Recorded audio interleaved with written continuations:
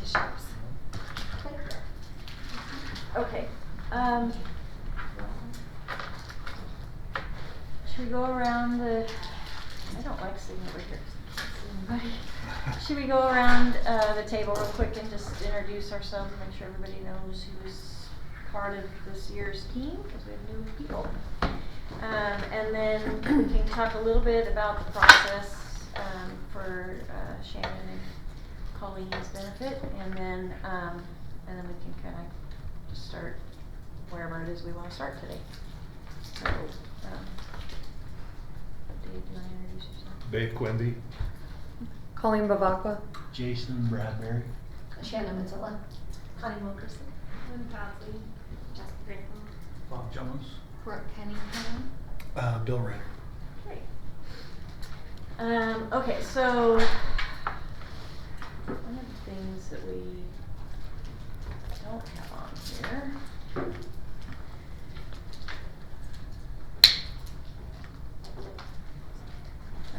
is our IBB stuff, so let me pull that up for us. Just the process, so that we can go over it.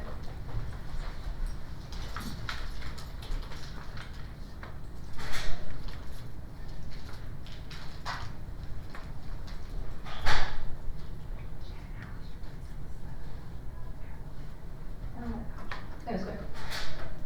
That was like a little bit better than, so it's a little tough, but that was fun. We did it. I got home from track state like at 1 in the morning, so I had 4 hours.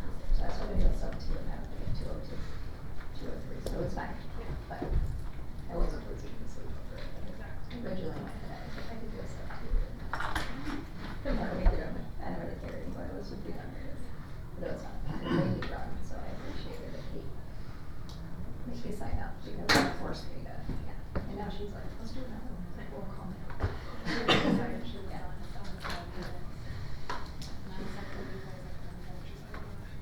Jason, do you have the IBB steps? I have, I'll share it with you. This is an old one. I don't think we made any changes to it. No. This is the agenda from last year, and it has the processes on it. It's coming through right now. Thanks, Brooke.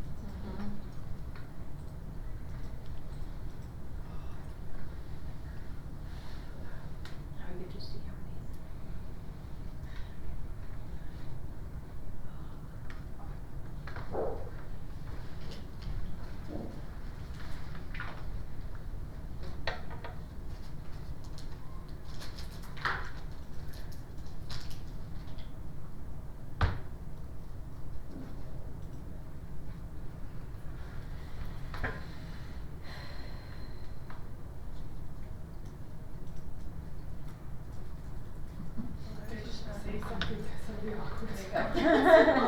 Okay. So for IBB, this is our why that we came up with when we first started this process. By working together with authenticity and transparency as one cohesive unit, staff, students, parents, and community, we will protect our students, make a positive impact on the lives of others, ensure fiscal responsibility to our taxpayers, support students in finding their passions and talents, providing them foundational skills to be contributing members of society, support staff to fully connect to their passions and talents, ground ourselves in what's best for students, create a win-win environment, have a united front, make decisions that are aligned with short and long-term goals, interact respectfully, and be willing to address all issues. So our norms are exhibit honesty, integrity, realism, trust, accuracy, respect, and humor. Provide open communication in an effort to work toward a common understanding. Assure commitment to the process and to the team. Listen to one person at a time, so we try to minimize sidebar conversations. Do not take things personally. When a decision is made, support the decision. We use thumbs up, thumbs down, thumbs sideways. If anybody has a thumb down, then we stop and we go back and we revisit it until people can either be sideways or up. Begin in the meeting on time, stay on topic, monitor your talk time so all voices are able to be heard. So because this is interest-based bargaining, we talk about the interests and then the issues that are tied to those interests. And we work through them, we brainstorm, we do a lot of brainstorming, and then as we start to identify which brainstorms are legitimate possibilities, we run each one of them through the standards. So the first question is it legal? I don't think we've ever put something up there that's not. Is it ratifiable and board approvable? Does it positively impact students? Does it meet our interests? Is it equitable and logistically feasible? Sometimes we come up with great ideas, but then we're not sure how to make it actually work. The logistics are too hard. Can the budget support it? Is it understandable, and does it improve relationships? So, we're gonna select an issue. We're gonna discuss all the interests behind that issue. What are the reasons? Why is this important to us? And then we're gonna brainstorm solutions to it. And when we're brainstorming, everything goes up. We don't get to start evaluating people's brainstorms. It all goes up, and then we kind of go through it by applying our standards. So, it's actually a very peaceful and fun process, different than the old style negotiations. And I don't know if there's an easy issue to start with, just so that everybody can kind of get their feet wet before we dive into the money part. So, are there issues outside of money that we need to address? Oh. I honestly don't. I do know we need to add language to the negotiated agreement that R1, R2, R3 will not receive a MABA stipend because they're not funded by the state until they hit the professional rung. I know that's money, but I feel like that's a fairly easy one to agree on. Okay, so, who wants to be? So Money's gonna write for me. Excellent. Colleen, I see that you look kind of confused. So our R1, R2, R3 people are usually people that are fresh out of college, but they ended up with a master's degree. Unfortunately, we don't get paid for that master's until they actually hit the professional rung. They don't get paid for a BA plus 24 until they've hit that professional rung. So we are actually paying out stipends for money we are not receiving at the moment. So we're gonna take that money from people that are currently No, receiving they it? would be frozen. Okay. They would be frozen, and this would affect incoming people. Incoming. It's just Okay. new People people. coming. I don't intend, just gonna be 100% transparent. I don't intend to take anything away from anybody. Like, that's not the intention of this. It's just trying to fix going forward. I was just needing, clarification that this is not gonna take away from someone who's No. gotten it this year. They'll be grandfathered Okay. until they hit the P status. As soon as they hit the P status, the problem takes care of itself. Do you know how many scenarios we currently have It's where that happened? $64,000. No, how many people that have come in with that it would affect? So you have well, Give me 1 second. I But can they're tell you saying the that number. would not, that we're gonna continue to pay, is that what you're saying? No, I just, because obviously we have people coming into our district all the time, and this is gonna go into affect them. Do we have like an average number of what we're looking at on that, or do we have current people that's happened this year, just so we get an idea? I mean, yeah, she can look up like her. Cause most hours. of the time, people with the masters, well, I guess I shouldn't say that. Are they coming in with experience steps too, or how far away are they? No, before they if get they're an R1, R2, R3, I mean, the most experience that they have is 3 years. Yeah. And so, and we just, I mean, they're placed. The only ones that's probably gonna be a bit problematic because we recruit like our pupil service personnel. The ones that we said we might have to talk about building a different salary schedule for them. That is part of, trying to get them to where they need to be is having, and their jobs do require a master's degree. So that could be a little bit problematic, but we're still not getting money for them. There's currently 21 people on a residency rung that we're paying a bachelor's or master's stipend to. How many of those people will move from an R3 to the next level? it's 20, but next year it would be what?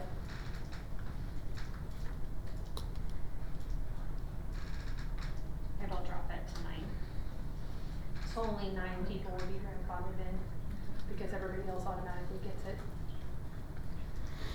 And in reality, that's only gonna be for the next 2, possibly 3 years. Right, That's their it's only just continuing that to- Exactly. isn't a very long term. Okay, so I guess what's the interest? The interest would be so the district doesn't have to pay Right, so, extra funds that they're not getting. so financial, Financial interest. stability.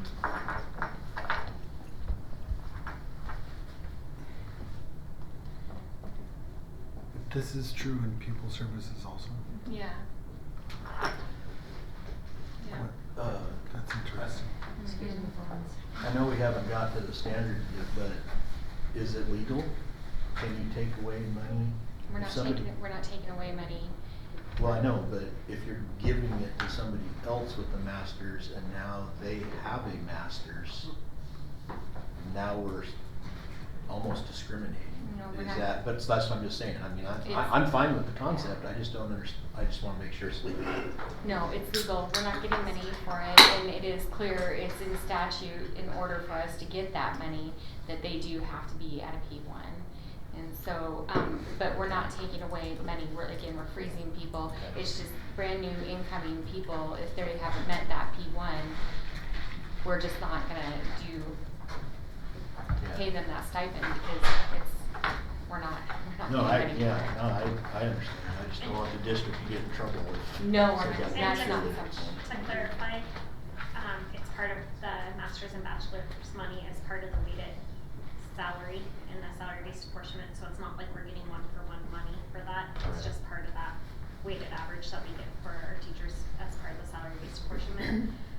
We could just put a caveat on the salary matrix that master's and bachelor's stipends start when you hit the professional rung on the career ladder, and I think that would protect us from a legal standpoint. Well, I would think we would include it in the onboarding process. Yep. The onboarding, From a system standpoint. Just From a because- what? From a system standpoint. Okay, so what are our brainstorms around this? I just heard Jessica say one where we put language on the salary schedule.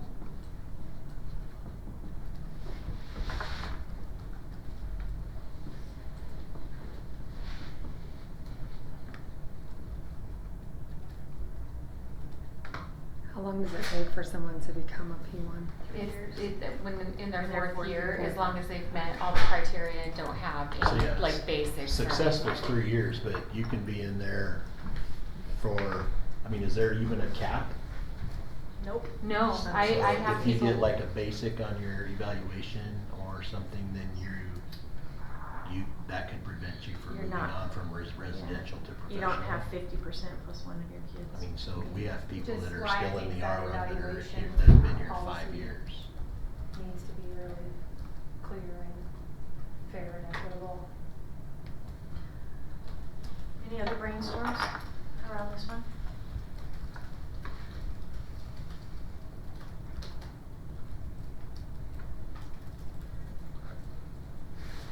Okay.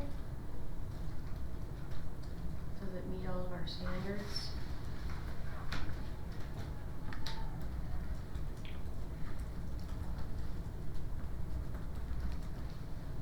As far as equity, I know they have the masters and they have the BA, but because of the weighted, average for the teachers and the way that that's determined, and the fact that the state gives no money, I feel like there is equity there. The people who are getting it from the state are the ones who are getting it.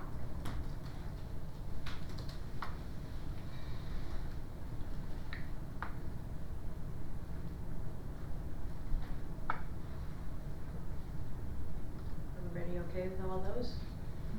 Okay, so thumbs up if you agree. Can I? Yes. So we usually talk about too, I mean, like recruiting and retaining, Yeah, so that's I don't know if this would be a thing to where it could hurt your chances for being recruited. But at the same time, if you're upfront with them and they know that's the policy upfront within your systems, then they have a choice to come or not. It's not like we're taking it away from them. And they You know are what I'm going to saying? get it when the state And they starts will, getting yeah, it. and they will get it, but. And I would think that, not only would you add it in the salary schedule, you would add it in the negotiated agreement, you would add it in, the, posting, like in the job description, it's just in there, so if that is a concern for people, they just won't apply. I mean, if you put it in multiple places, then we're transparent about it, and so if people apply, then it's a non-negotiable. So they're not coming in blinded. Yeah. We can definitely add it to our job posting under like what benefits are provided and that you would receive your bachelor's plus 24 or master's after if you hit the professional endorsement run. As long as you've actually achieved those. Yes. But I think in the onboarding process. Just because you get the P1 doesn't mean you have Right. PA 24 or master's. Right, But when exactly. you, do the onboarding process, just emphasizing what it means to get to a P1 and the you know, what Right. the requirements are, so people are they understand what those parameters are. I think in conjunction with that, we do a really good job on our IPLP, especially if we make the change that we're gonna make for next year, where all of the APE things are clearly delineated for staff, so they know exactly what needs to be done and when it needs to start happening. I don't feel like we have the language on there for what it takes to go from a residency rung to the professional rung. I think we need to add that language there, so the staff is aware of what that takes. Just maybe a simple bullet under that, so we don't forget.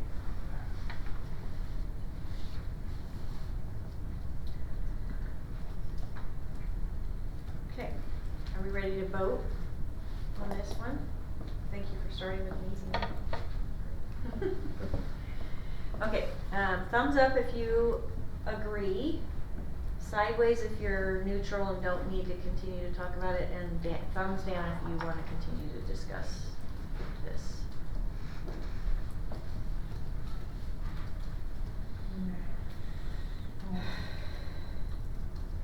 So we have one neutral and everybody else is a thumbs up. 1, 2, 3, 4, 5, 6, 7, 8, 9. 9 thumbs up and 1 neutral. Okay.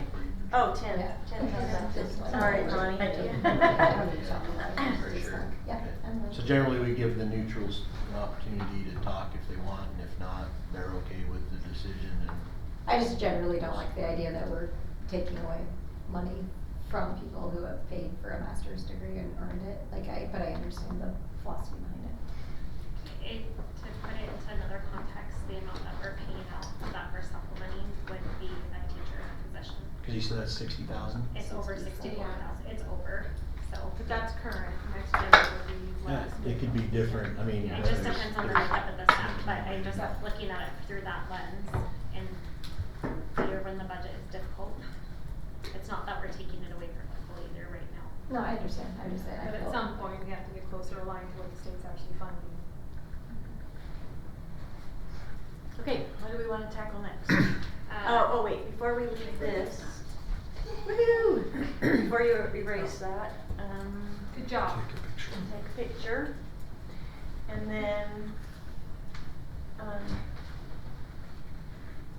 who's gonna be responsible for the language on this one? You can send it to me. Good job, Rob. I feel like we have one more easy one. Sorry, one more you get. Well, I'm trying to get the easy ones done. The next easy one would be, currently, we do not have any language in the negotiated agreement if someone leaves and comes back, say, in 6 months.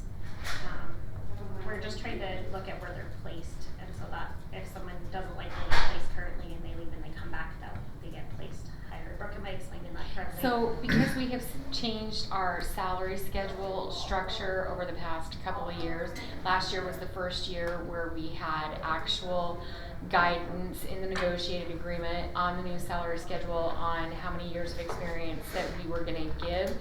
When we were on the old salary schedule, for 1 year, new people were coming in, we had to initially place them on the old salary schedule in order to place them on the new one.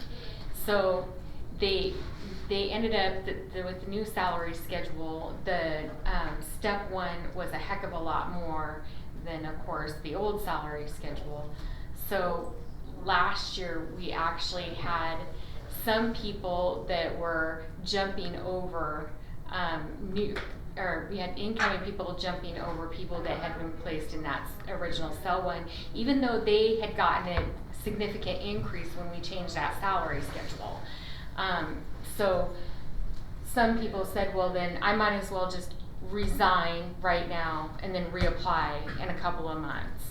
And so, because we're probably going to have to change our structure again, I think we should there should be language in there that in order to get all of the current years of experience in the current negotiated agreement, you must be resigned for a certain amount of time. I don't know what that looks like. I feel like that's like 5 years, but we can't have people resigning and then in 6 months, I'm gonna get another job and then you're gonna place me, 6 steps higher than I was, that type of thing. So. But you can see the logic in that. I know, it's a smart thing to do that, but they definitely take a chance that they might not get hired back when they do that, but still, it's because we are, like I said, we're making so many changes and we don't know what this next change is gonna look like. I feel like there has to be some more structure in there. Is that something that maybe needs to be weighed in and talked about after we make the changes? It very well could. Because we're gonna have to look at that experience again, right? I mean, definitely if we go. Well, the goal is to try to make equitable placement, so the frustrating part for our internal people is somebody side by side can have the same 10 years, and I'm brand new, and I get all 10 years of my experience, and I've been at Lakeland the whole time, and I've just been part of the replacement on the salary schedule, so then I'm getting a raise, but maybe now because it's not years of experience, now I'm at step 5, but somebody with my exact same, on paper, they're placed at step 10, and so there's a discrepancy, and so how do we rectify that where, again, we're recruiting, but we're also honoring our people, but we can still afford it. So that's what Brooke's trying to, how do we make this fair across the board for incoming, for our current people, because we hear this, it typically happens with classified more than certified, but it's definitely starting, and how do you honor, if you have 10 years of experience, how do you honor that, whether you're internal or not, and honestly, in everything we've done, we're honoring our people that have been loyal to Lakeland, so how do we do that? And right now, it doesn't necessarily feel like that's clean. That's the goal. Did that capture? Mm-hmm. What are you following the thing that's in the negotiated agreement currently? So if you Yeah. have 8 years of experience, you get placed on 4. Yes, yeah. But it's turned around to bite us because when we went to the single salary schedule, the first time we placed people according to that raise, and I guess we didn't take into account the new people coming in, and so they were actually placed higher than the people that we got. And so how do you look at somebody that's been here 6 years and that versus a transfer that's come in? They've given all their 6 years here. The person that's brand new coming in, they're making more than that person was. That's my question, is it says in here that if they have 6 to 7 years, they should be placed in block 3. Is that not what we're currently doing? Are we placing them No, in that block is 6, currently, or- but we're talking, So that was something that was rectified last year. Oh, but yours only But we half still have inch. 2 scenarios that I can think of where even with that, it is still. Okay. And this might be a moot point because regardless, we're gonna have to place people where the state tells us to place them based on their career ladder Yeah. rung.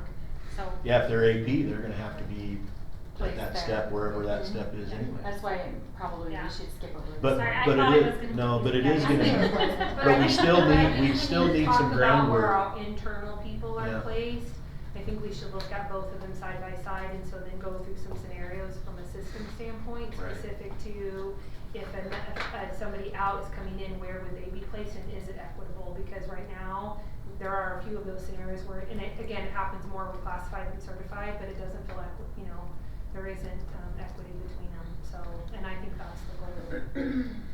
So just so like the group knows, we have an English teacher, or like a teacher at Lakeland High School that, this has happened to him, and to where there's happens to be the same position open at Timberlake High School.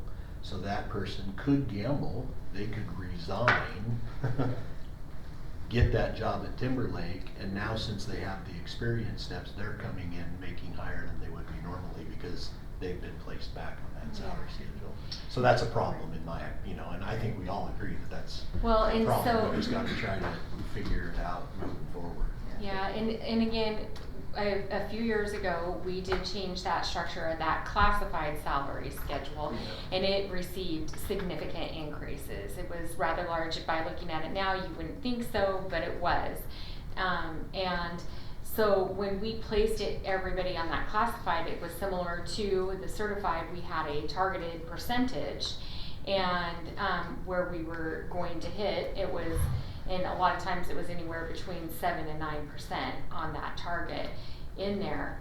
So then a couple of years later, we have classified staff coming back in and saying, you took away my years of experience, I want them back.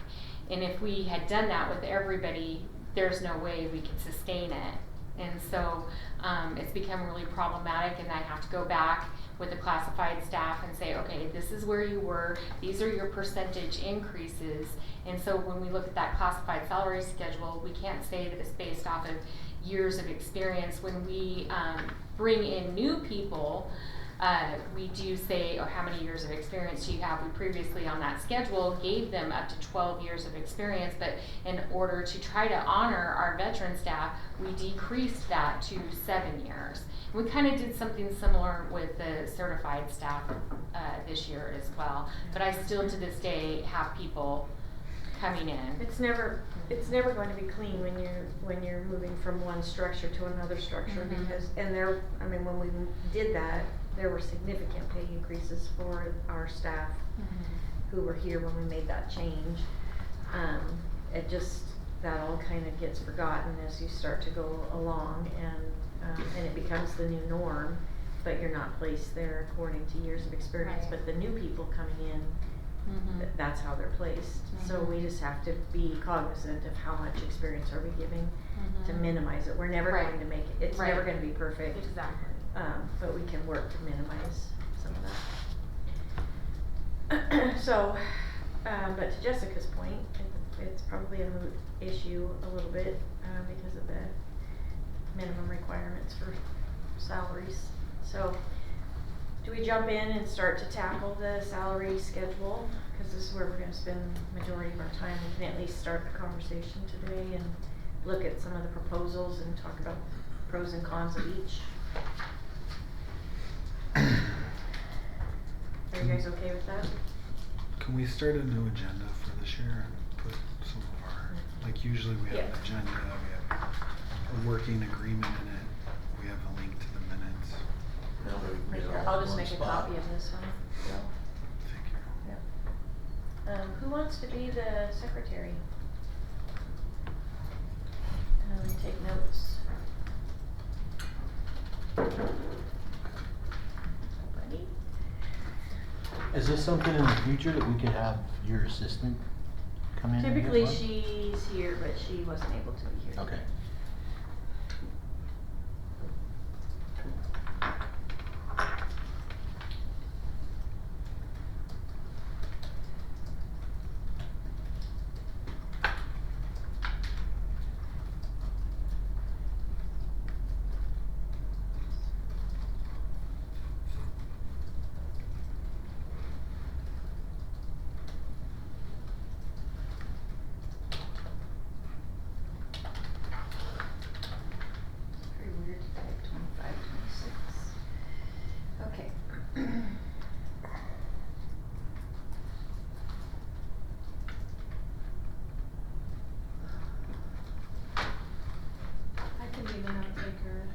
you know, nobody threw their name out there and raised their hand.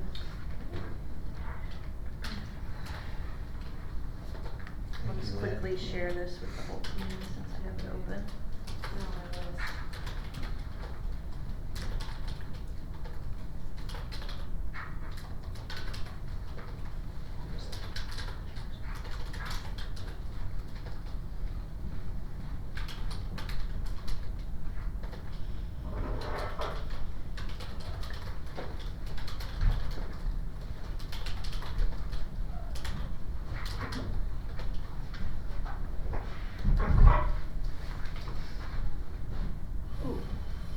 Oops. Oh. That's weird. Yeah, that is little weird. bit came up. Latest offer, or are you gonna go through all? I didn't even notice you have a that. plan? I don't know. I'm not typing right now. I'm assuming you have something. Oh, I got something.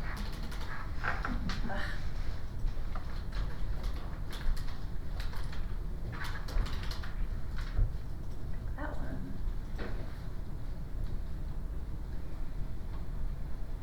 We need some state reps in here, that's what we need. Maybe what? We need some state legislators here so they can agree with me.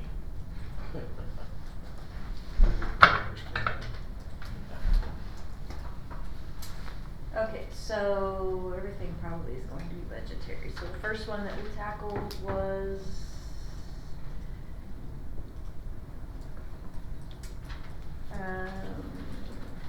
masters. Oh, are you doing this one? Sorry, I'll get this one started.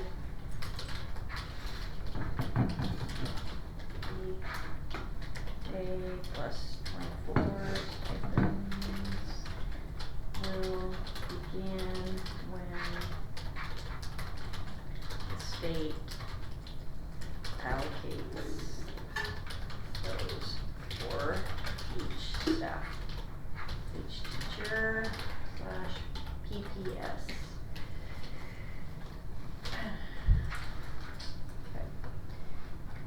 Okay. Can you put on there just a note that I'll go ahead and craft that language, that whatever we discuss, whoever is responsible.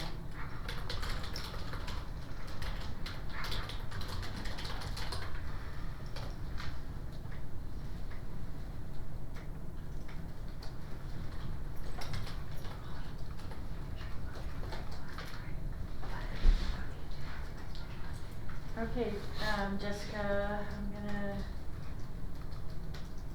put you in the driver's seat here. So salary structure proposals. I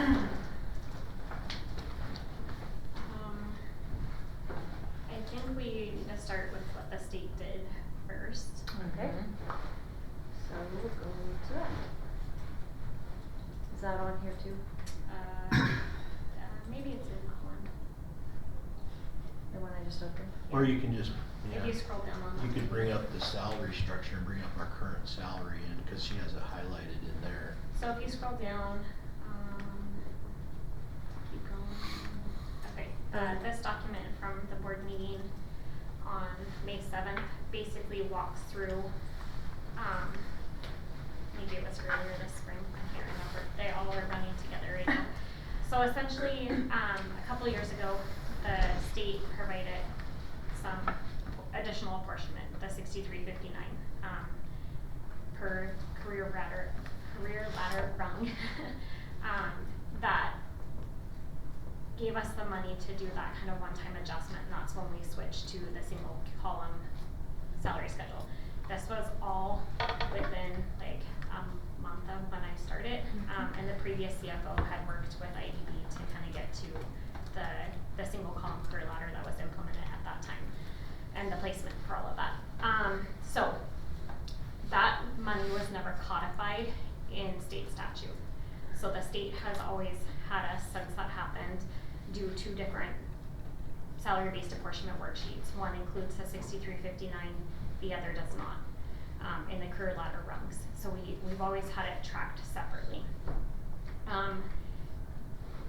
This year, the state has determined, based on the language that's in Idaho Code 331004B10, that because the admin and classified amounts were increased by a 5% CEC, that 5% CEC would be applied to the career ladder. The tricky part is they had to decide if that 5% went on the career ladder first, and then the 6359, or if you put the 6359 on it and then the 5%. So we were all in agreement on that.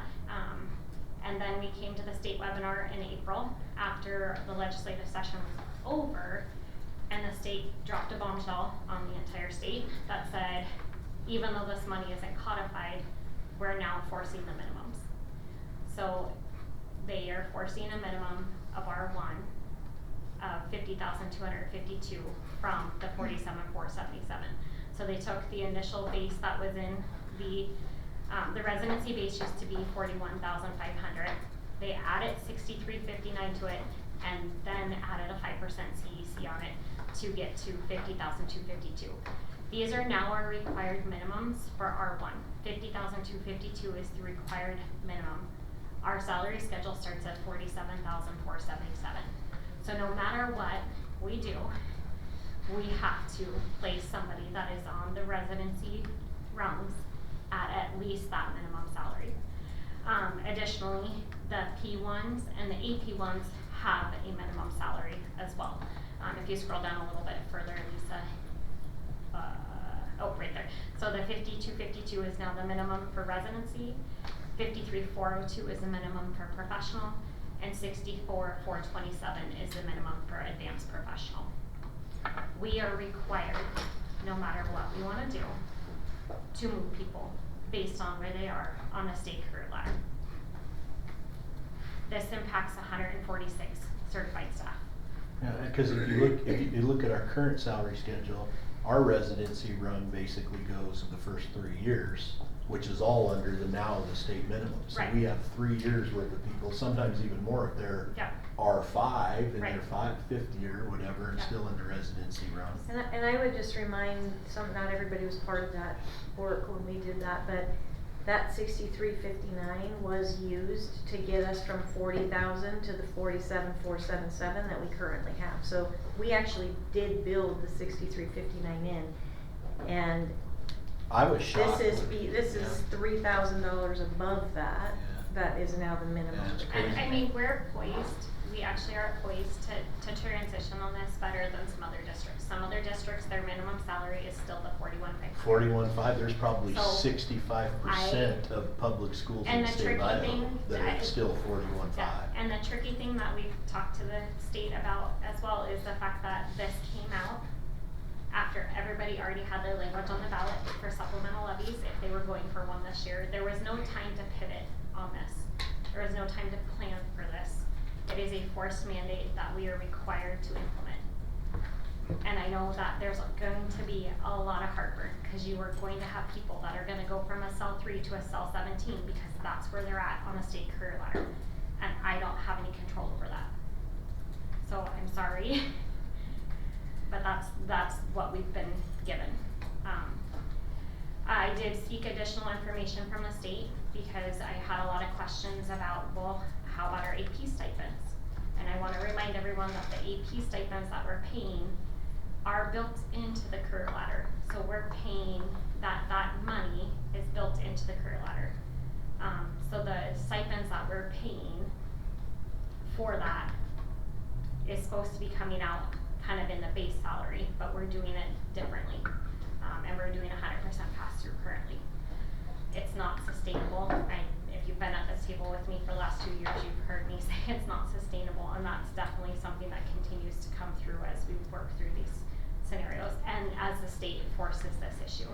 Because now we have to adjust our career ladder, or not our career ladder, but our salary schedule. So because even though we're giving that money, we can't count that as the state minimum No. for AP. Right, so essentially I talked to the state verbally, I got it in writing, so the email's included in here as well. But essentially the state says it doesn't matter if you are paying somebody 47,477 and then you give them a stipend to get them to the 52.52, that's cool, you can do that, but that's not part of their base pay, and they're looking for it to be part of their base pay. So their base pay, without any stipends, needs to be the 50,252. So that's the salary that I have, or the email I have in here from Alexander McCann from the state. If you scroll all the way to the bottom, it's basically her last sentence that says, because I was giving examples, like if you have a R1 where we say R1's 47, she used 252 with a stipend of 3,000, we're still getting to the 50,252, but in that second example, the stipend is not counted towards meeting the minimum requirements. So regardless, I can't just add a stipend to get people to that amount. Is that only for that room? Nope, it's for everything. Okay. It is for everything. So the state doesn't care what other stipends people are getting. They want to see that the base pay is the 52.52. I have theories, lots of theories of why we're here.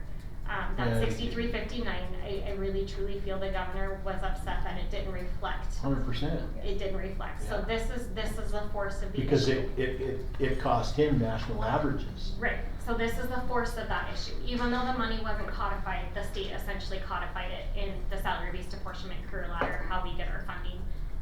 The bulk of our funding, I'll just put it that way, for the school district. But the districts that have infused it into their salary schedule, they can count it because it's part of their It's part of their base, yes. Can't I just say it's part of ours too? Because it's not. Right. Because it's paid as a separate stipend.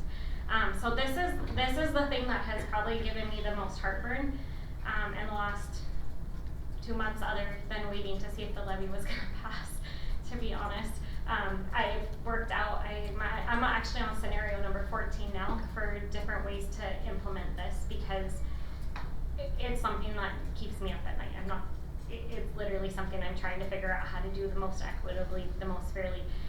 I recognize for the bulk of people that is not these 146 people that are going to be impacted. This is unfair because they're going to jump, and I don't have any control over that. It is what it is, and I hate saying that. That's like my least favorite phrase, but that's the reality of the terms that we're dealing with what the state has dictated. I get late night texts and weekend texts and all sorts of different things that she's working on. And you said that's 146? 146 employees to the tune of $280,000.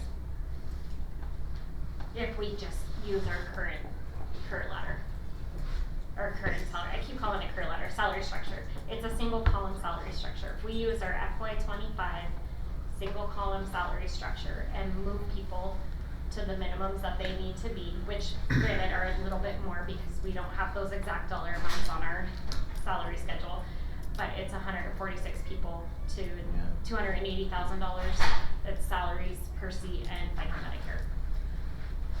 Could you tell us how many people are we over from what the state pays? Like how many teachers, because we keep coming to this, so how many extra staff, as far as, we'll start with teachers, are we over right now? That's a philosophical discussion. What the state funding formula doesn't take into account, in my mind, is how we structure our classroom ratios. So the state has classroom ratios that they provide for average daily attendance. Our ratios are lower than that. But if we just went off of what the state is giving us. So again, these are rough numbers because we need to finalize staffing discussions, but they're roughly giving us 243 FTE for teachers and teachers, and we are at, 1 second, I don't want to misquote myself, give me 1 second. That's 243 is teachers and pupil service Let me double check. personnel. Because last year we were allocated 222 teachers. Bear with me. I don't want to give that. Last year the number was 65 when we were negotiating it, but 30 some of those were Title Fund teachers And special education. and special ed, but so we were at over 30 last year total. And I will tell you that I can only count general fund teachers in there. So when I'm looking at FTE right now, I'm only looking at a portion of the FTE that is charged to the general fund. So if you have IDEA teachers that are split 50-50 to the general fund and to the IDEA federal funding, I'm only counting a half FTE for those people. So, Bless you. bless you. Currently, the staff allowance for, instructional and pupil services based on 214 support units, because, are based on 214 support units. Let me take a step back here. We're currently getting 220 support units. We're anticipating a decline in enrollment of 200 students. If you roll everyone forward and use the same exact kindergarten numbers that we have this Cause year. the outgoing seniors. Yeah, with the senior class is larger than the incoming kindergarten class. So we're anticipating a decline in enrollment. The decline in enrollment means a decline in support units, which means we get less salary-based apportionment. So I just wanna clarify where I'm at. I'm projecting a 6 unit decrease. So going from 220 to 214. Obviously if enrollment kicks up, that's great. We get a little bit more money, maybe hire more teachers if we need them to support that additional enrollment. We cross that bridge when we get there in August. So right now, based on our current staffing, the staff allowance for instructional and pupil services is 235.4. Our actual staff count is, bear with me.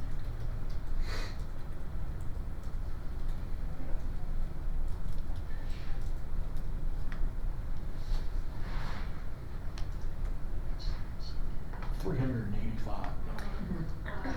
And is that teachers and pupil personnel? Jess? Yeah. Okay. The state updated their spreadsheet, and so mine's, what I have in there is not only true. You guys, I'm sorry, the state changed their spreadsheets about halfway through all of us doing everything, so bear with me.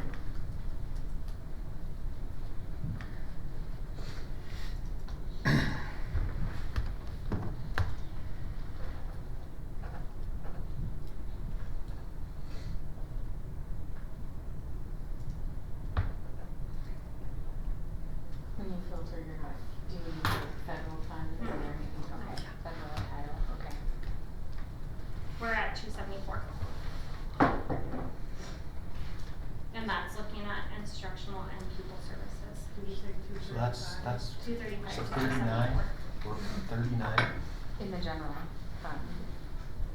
And we spent hours on Monday going through staffing sheets at each building, looking for ways to cut staff. We're trying to get to 8 and we are struggling.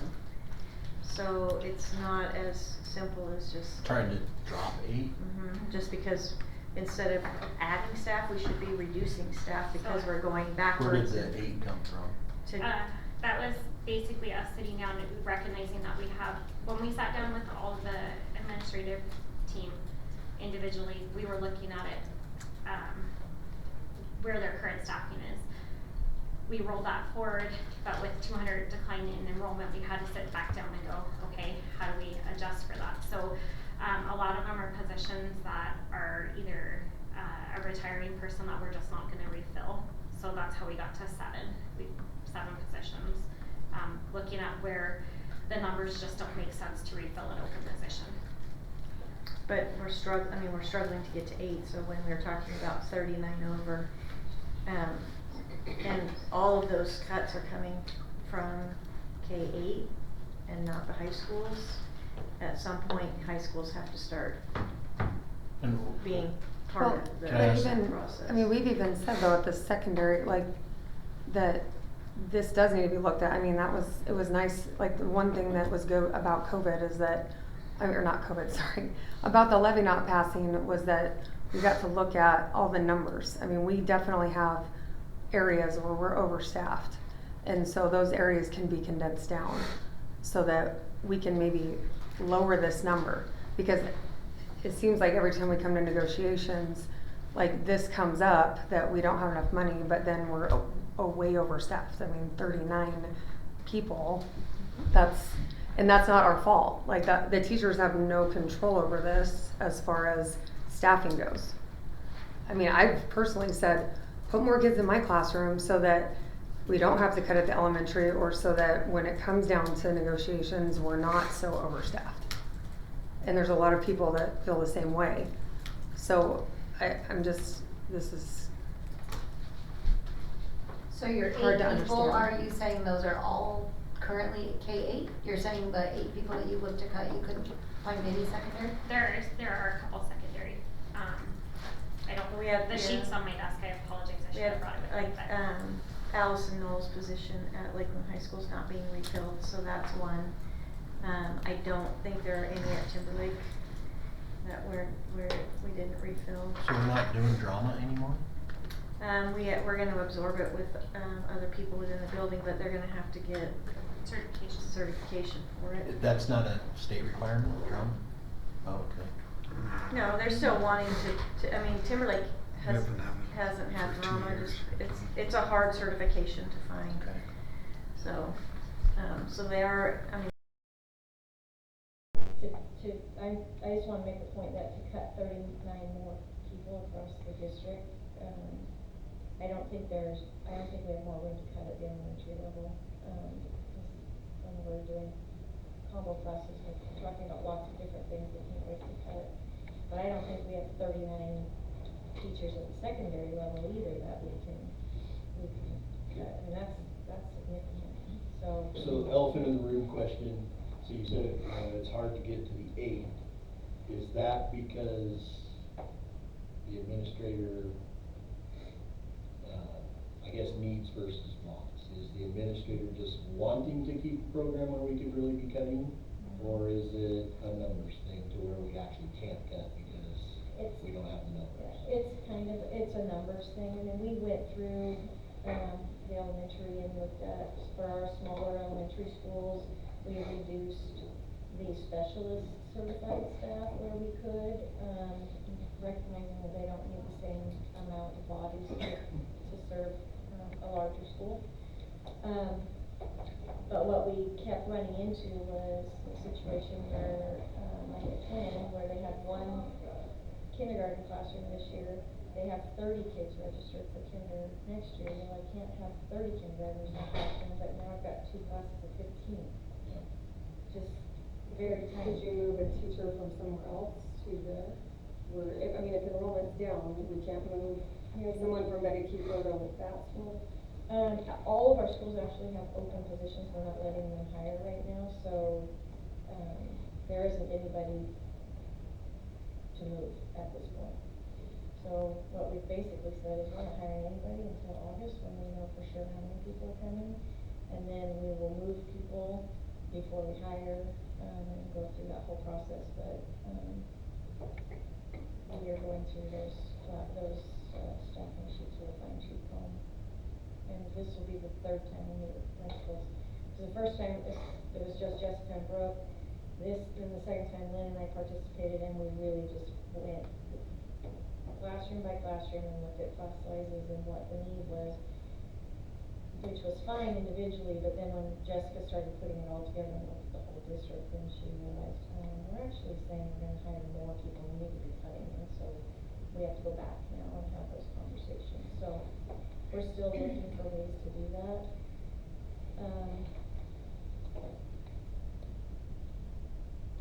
So does this count our classified people too, like at all? It's just certified. Because it seems like we're really overstaffed too with classified, and we have a lot of classified that are,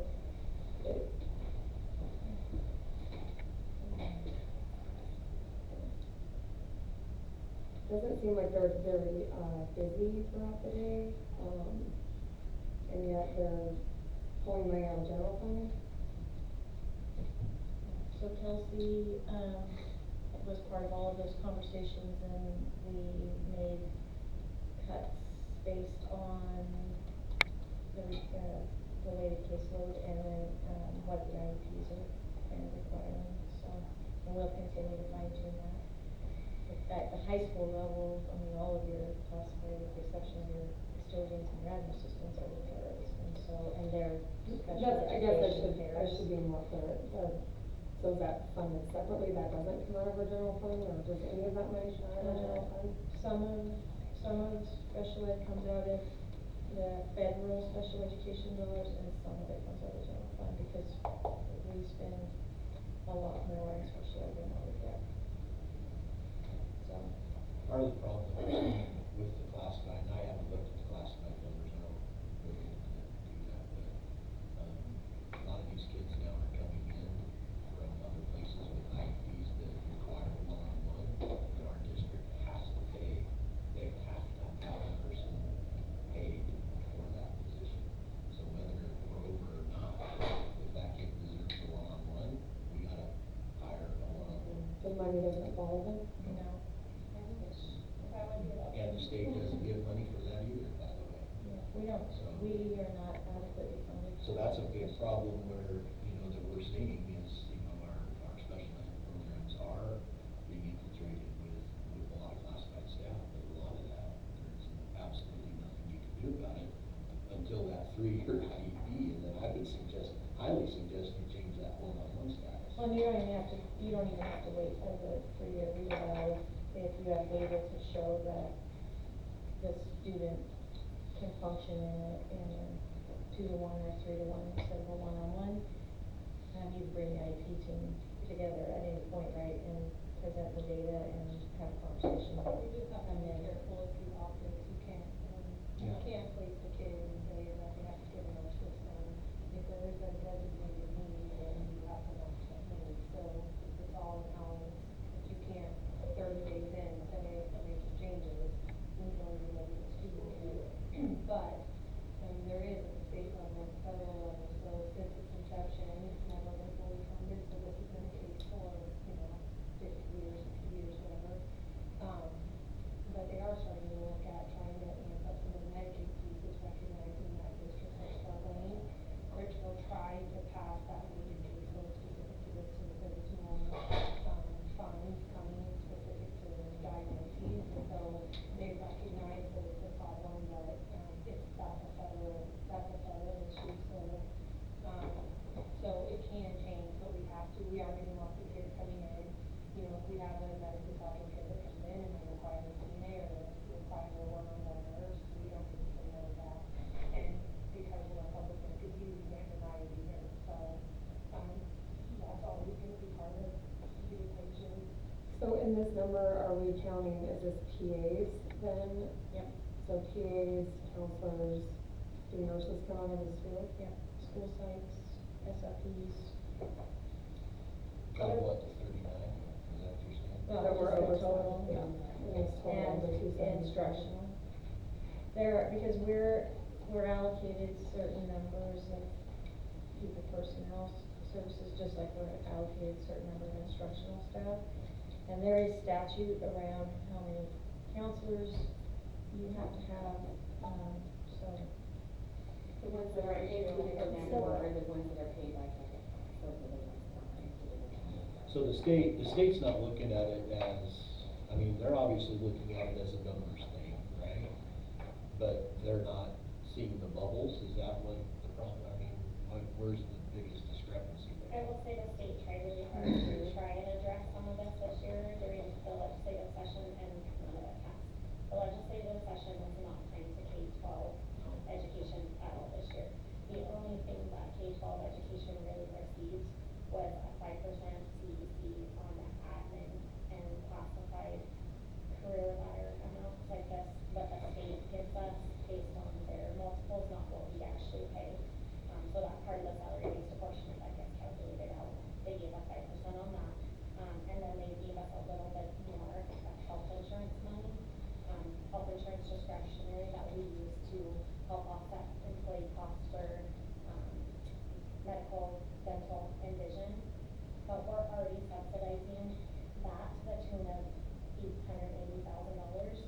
So that's not something, And we're receiving a large. and we're getting a 7.3% increase on medical costs this year.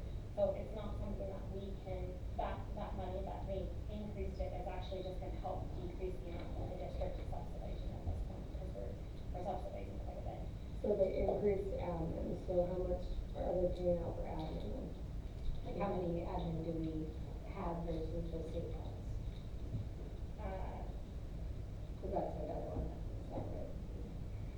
But that's all part of, okay, so I'm just gonna be very clear here. Salary is proportionate. I'm only anticipating with the decrease in support units and these increases for the admin and classified, that we will get an additional $600,000 this year. That is the only money that we have to work with. All the way around. All the way around. And that, most of that has to go towards funding, placing those Yeah, people. so the 280,000 to place those people, there, that's already off the top, so you have, what, 320,000 left to work with? But, what, I guess, because right now we have, there's an admin administration position open, like we have 2 open, right? Like at the middle school and at John Brown. So the middle Like- school one was hired last night. Okay. We're in the process of taking care of that then. But could we not just shift some people so that we do not have to hire, and then that would free up money that we could then put into this, instead of hiring a whole nother admin? How many admin are we doing?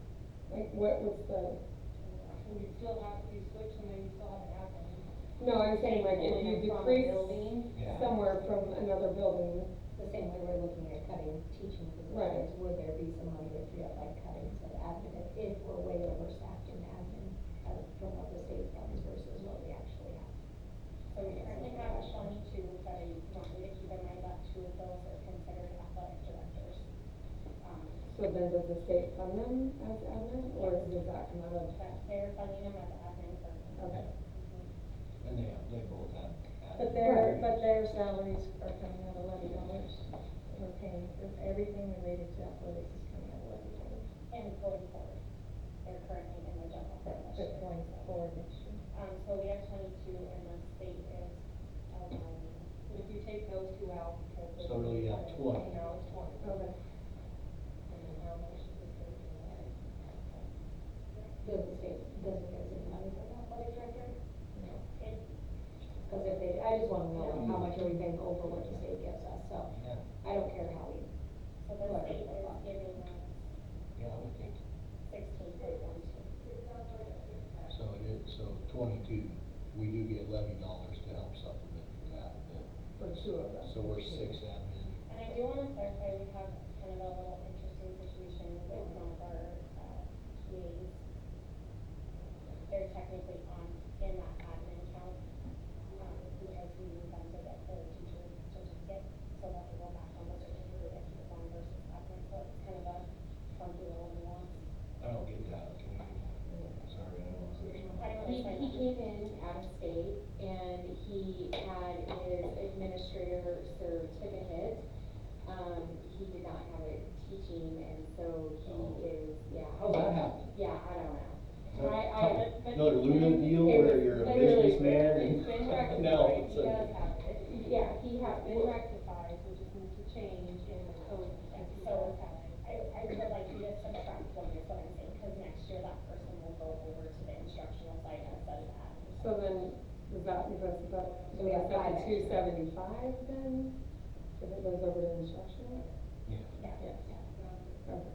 So we have 5 extra admin, roughly, and 40 extra teachers over at state. But Well, 2 of them are. You have actually, you have 4 extra admin because the 2 of them are the AEs. No, about, No. Cause you No. have 6. because we're at 22, we already took out the 2, so we have 20, so They 4. have 1. Go Then you're gonna forward. take 1 more out. so Yeah. But I'm counting the 22 because we get money from the state from that, for them. Whether the levy takes home or not, we get money. State does. We get extra money for that. So we're getting 16.125 FTE from the state for admin, that is what we're getting. So we're not getting 22 from the state. But the state would expect an athletic director to be, I think that would be standard when the state's doing it, they're It including really that. depends on the district, so ours are on the admin one, they could be on the instructional side as well, it depends on how they're coded in IC. So that's something we definitely could look So at. are we 3 over, is that what we're saying? So what's the dollar, like, what do we get from the state versus what we? So the base allocation from the state for admin salaries is 46,688. It's The base. very low. For an admin. So what we're getting is do you only get that 16,000? So we're getting 1.2 million for our admin from salary-based portion. What happens after 16? No, We just pay the difference. The 16 is based on her budgeted units, and because we budgeted 214, you multiply their index, or when you put all the administrators in the index, it's multiplied by the 214. And that's where you come up with So your that's, 16.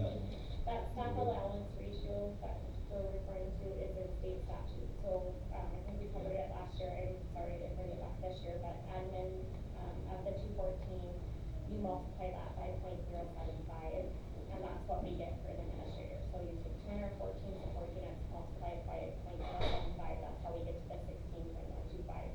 Instructional is 1.021, people services 0.079, and non-certificated through your classified staff is 0.375. So what are we paying out right now for admin costs? What's our total?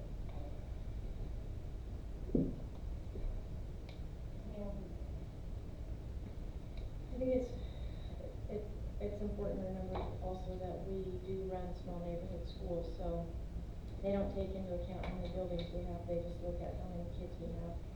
It doesn't even look at how many kids you have, it looks in the written budget. Well, and what your average daily attendances and all of that, so, we have 11 schools. And we have a superintendent, assistant superintendent, and a federal programs director, that's 14 without any assistant principals. So we're going to always, as long as we have small neighborhood schools, we're going to always be over in administrators.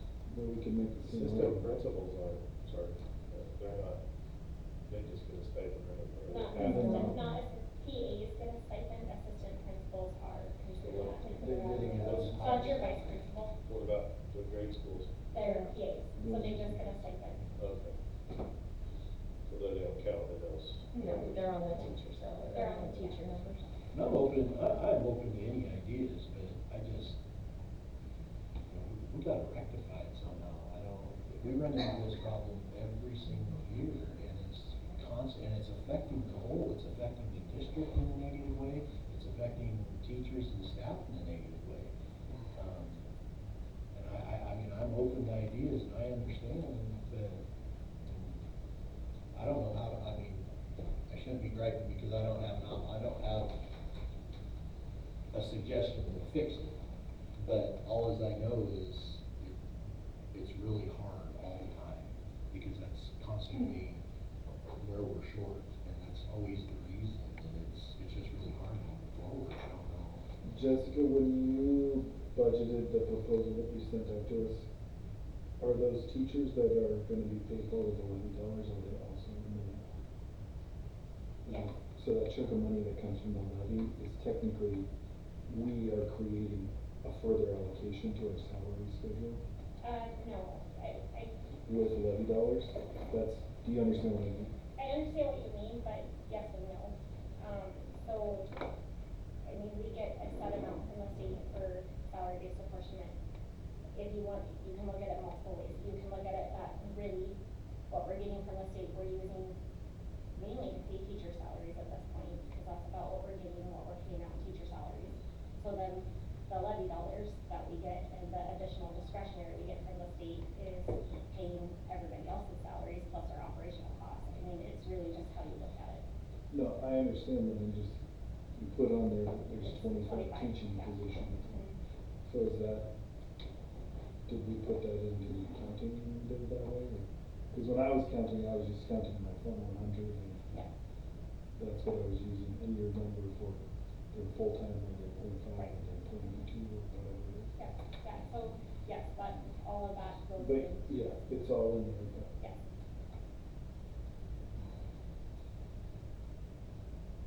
The biggest problem we're gonna run into over and over and over again, no matter what we do, is that we are in North Idaho, where we're either competing with Lake Ponderay or Coeur d'Alene, or we're competing with Washington. And in either way, we're a little bit outmanned, we just are outgunned, because we don't have the same population. I mean, we're similar to Lake Ponderay, but the tax base is, I think it's $1. And they have a permanent levy, so that changes the calculus. So we are never gonna be money in, money out from the state to what teachers get, unless we are literally like one high school, bare bones, unless we run it the fiscal, the way that people in Boise want us to run our school district, we're never gonna be money in, money out. Yeah.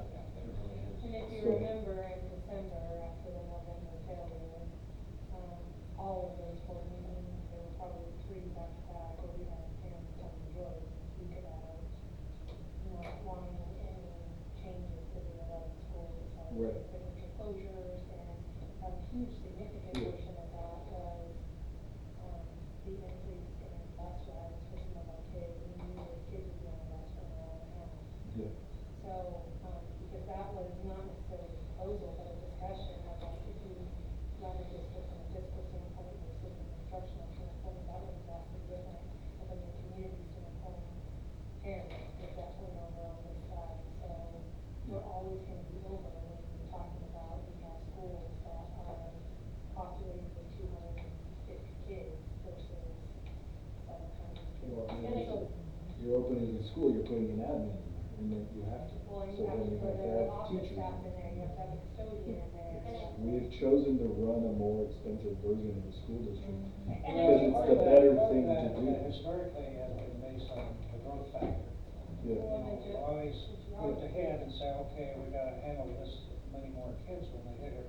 Problem we have now is we reverse that trend, at least temporarily.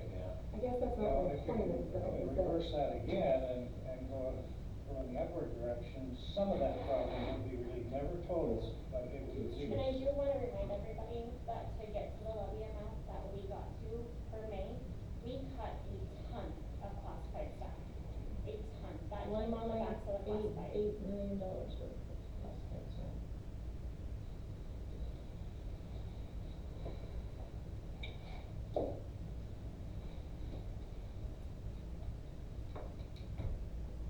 I guess so, but if we're hearing that like our elementary schools are shrinking, how are we going to adjust to that?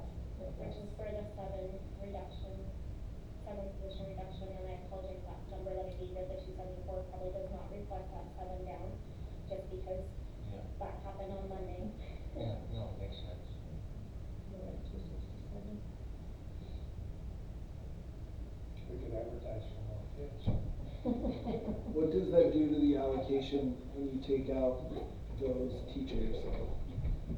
Because theoretically, I mean, this is an I assumption. need to go get who we're taking out to be able to put it, like, I'm not gonna speculate on the spot with that. I mean, it would seem like you're gonna lose allocation, but the way the allocation formula works, it depends on who you're losing. We're losing high-end people, so it's going to reduce our weighted average. Well, we're losing some high-end people to retirement, but are those 7 positions you're cutting also high-end people? A good portion of them, yes.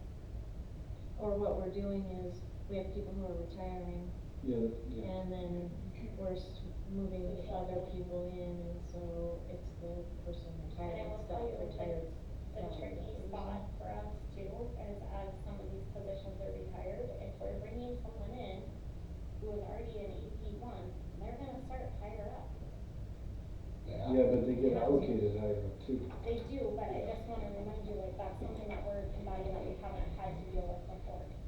So this is, Yeah. when I say there's been a million variables for this budget season, this is part of those variables, but it's just been a moving target. And Well, then and not I don't- knowing where we're gonna land on the salary schedule has been challenging.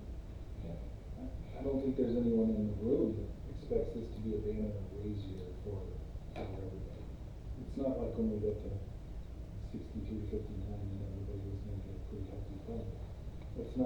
Nobody's that far removed from reality to think that. But we also have to be able to go back to our people and explain this and get it voted for. And so that's the struggle on our end, is how do we do it?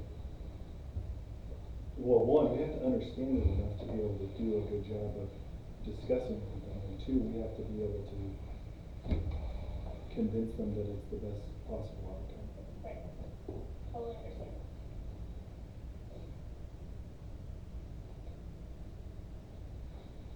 So do you wanna start with one of the salary proposals and just kind of talk through it and talk about what are the pros and cons and? No. I don't. You know what they pay you? No. I've been living, breathing, dreaming. I wake up at 2 o'clock in the morning doing spreadsheets, and then I continue doing them even after I wake up from the dream that I'm dreaming and trying to figure out where I did it wrong.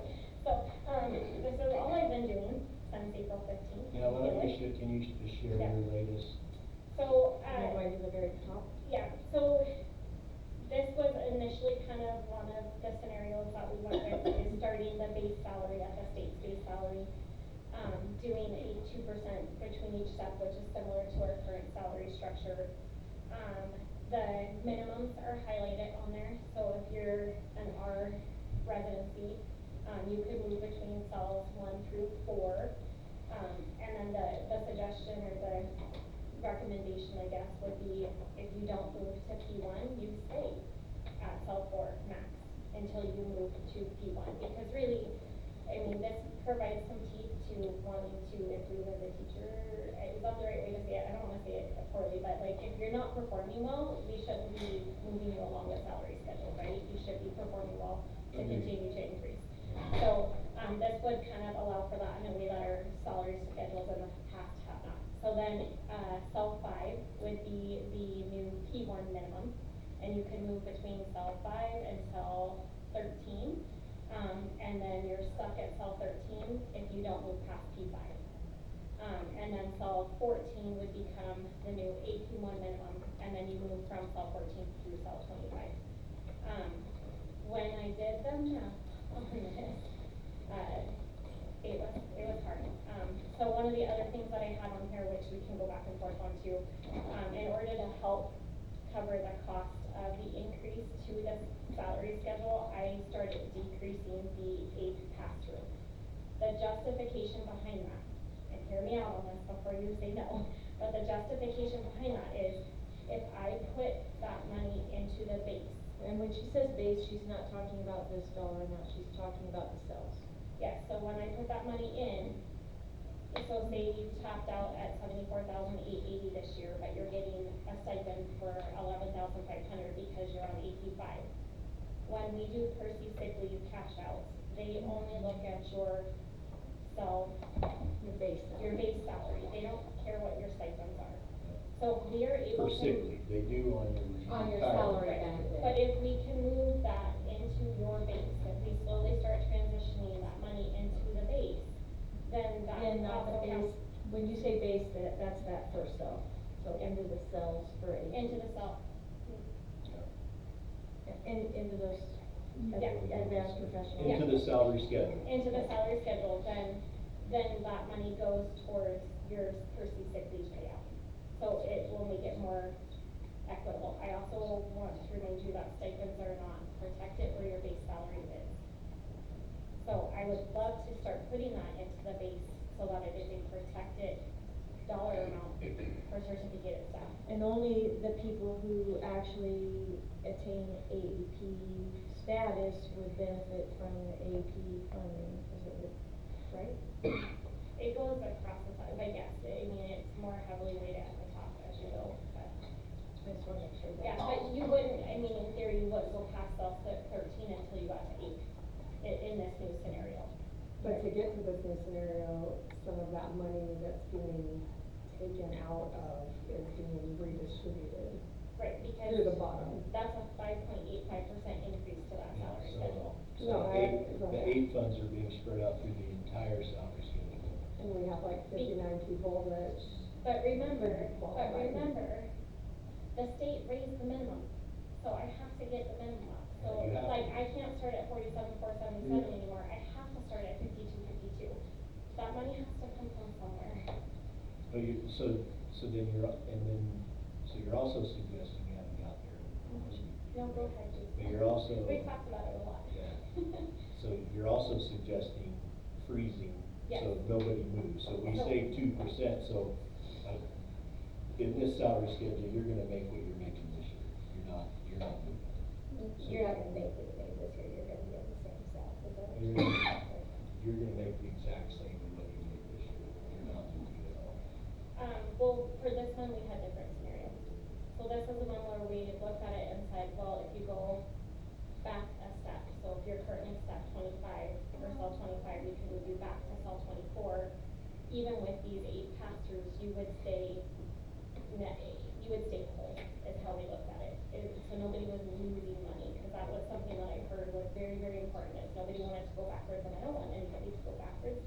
But that was kind of where this iteration came from, and you can see that the 8 pass-throughs, those stipends, we reduced kind of, I forget the word, it's been a long week. Which ultimately, I mean, to me, personally, it doesn't, to me, it doesn't matter. That's why I like the freezing of people that, Yeah. people that are in the professional that don't advance to the AP, they're frozen at 63, and so they're not gonna make any more money. So the people that are 8, they have a chance to make, in that salary schedule, I mean, 15,000 extra dollars based on the 8 status. And so, to me, that's at least to me a caveat as far as, well, the 8 people are still benefiting. So then if you're, say, a P5 and you've been a P5 for however many years, and you're not moving to the AP1, if you're, let's say, at cell 19 as a P5,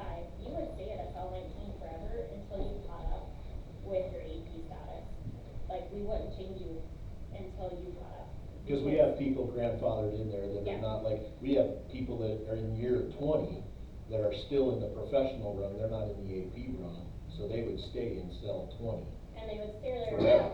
until they got Until to they, that point. But, yeah. I mean, even if you look at it, if you want to sequentially think about it, in theory, P1 would be cell 14, P2 would be, AP2 would be cell 15, and so on and so forth. So if they're at cell 24, I don't see them moving past that until they've been on AP5 for a while, because it doesn't make sense, right?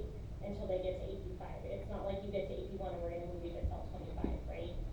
So it's a topic of conversation, but I mean, that's kind of methodically how I thought through it. This is a lot of money. This is more money than we're getting from the increase in salary portion, to do what I just talked about. So moving one cell back, reducing the 8 pass-through, that, and moving everybody to the steps that they need to be. It was over $800,000. You're moving everybody one step back because it's an increase from. Right, I was trying to get it closer to, we've never done a 5.85% increase. We've, historically. So I was trying to get it back more to at least a 3%, but even then, it was $800,000 to get there. We're getting $600,000 in new money. And just for the record, just for clarification, when you say move a cell back, those cells are not the same exact dollar amount. No, if you scroll down, You've increased those cell they've dollar increased 5.85%. Yes. I mean, that's. So, for people moving back a cell, it's still an increase still of an money. increase, yeah. But it's not much of a net increase If because you look you're at, taking the. yeah, if you look at cell 25 this year, scroll down just a little bit more for me. So that's 76,378. If you scroll up to this one, that is 80,842. So are you looking to eventually, because we have people so with the 8 right now, we have people making the 89. Are you looking to cap it eventually at 80,842? I'm looking to, and that I guess is a little more piece of this that I would like to talk about, is if you are on AP3 this year, I'd like to freeze at AP3. Because eventually, I mean, we would like to get this all back into the salary schedule and have it as part of your base salary instead of as an additional stipend. And so if you're an AP3 this year, you'll stay at an AP3. And then that way there's gotta be a point that we stop and say we have to make a cutoff so that we can fix this. And if we keep increasing people every year, it makes it harder to find a way to cut it at that point. And I hate saying it that way, but this is not sustainable. I've said it for 2 years, this is not sustainable. I pulled my hair out on this because I don't know why we ever went down this road, because I wish it would have been built into the base. This is not sustainable. Is it not feasible for those of us who are already in 8 to move us on this, just those of us that qualify? Like, No. say I'm an 8.5 to give me my step.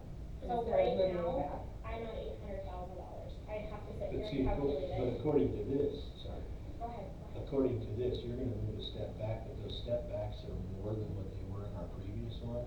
And then you're getting the AIM stipend, which is a lesser amount, but when you combine the two, you're actually getting more than you would be. Yeah, but we looked Does at that those make numbers, sense? it's not. Well- Everybody stayed whole, I will tell you. No, I know that- Everybody stayed whole. It's just, this is not something we're gonna sell to our members, especially those that have been there for a long time. So then the next scenario that I have is scenario 2, where we keep the current existing salary schedule. Cell 4 essentially becomes cell 1, but for sake of the purposes, cell 4 is basically the minimum. So scenario 2, the only people that get an increase, because at this point, there's no money to do increases for anybody but certificated staff. So we have to look at budgeting for curriculum, we have to increase the district liability insurance. There is, I'm drawing a blank, We don't have any facilities. we didn't run a plant facility levy this year. So we've been relying on that money for the last 2 years to do maintenance, and we won't have that money going forward. So we have to be able to add some operational funds to the budget out of that $600 that we're, or 600,000 that we're getting.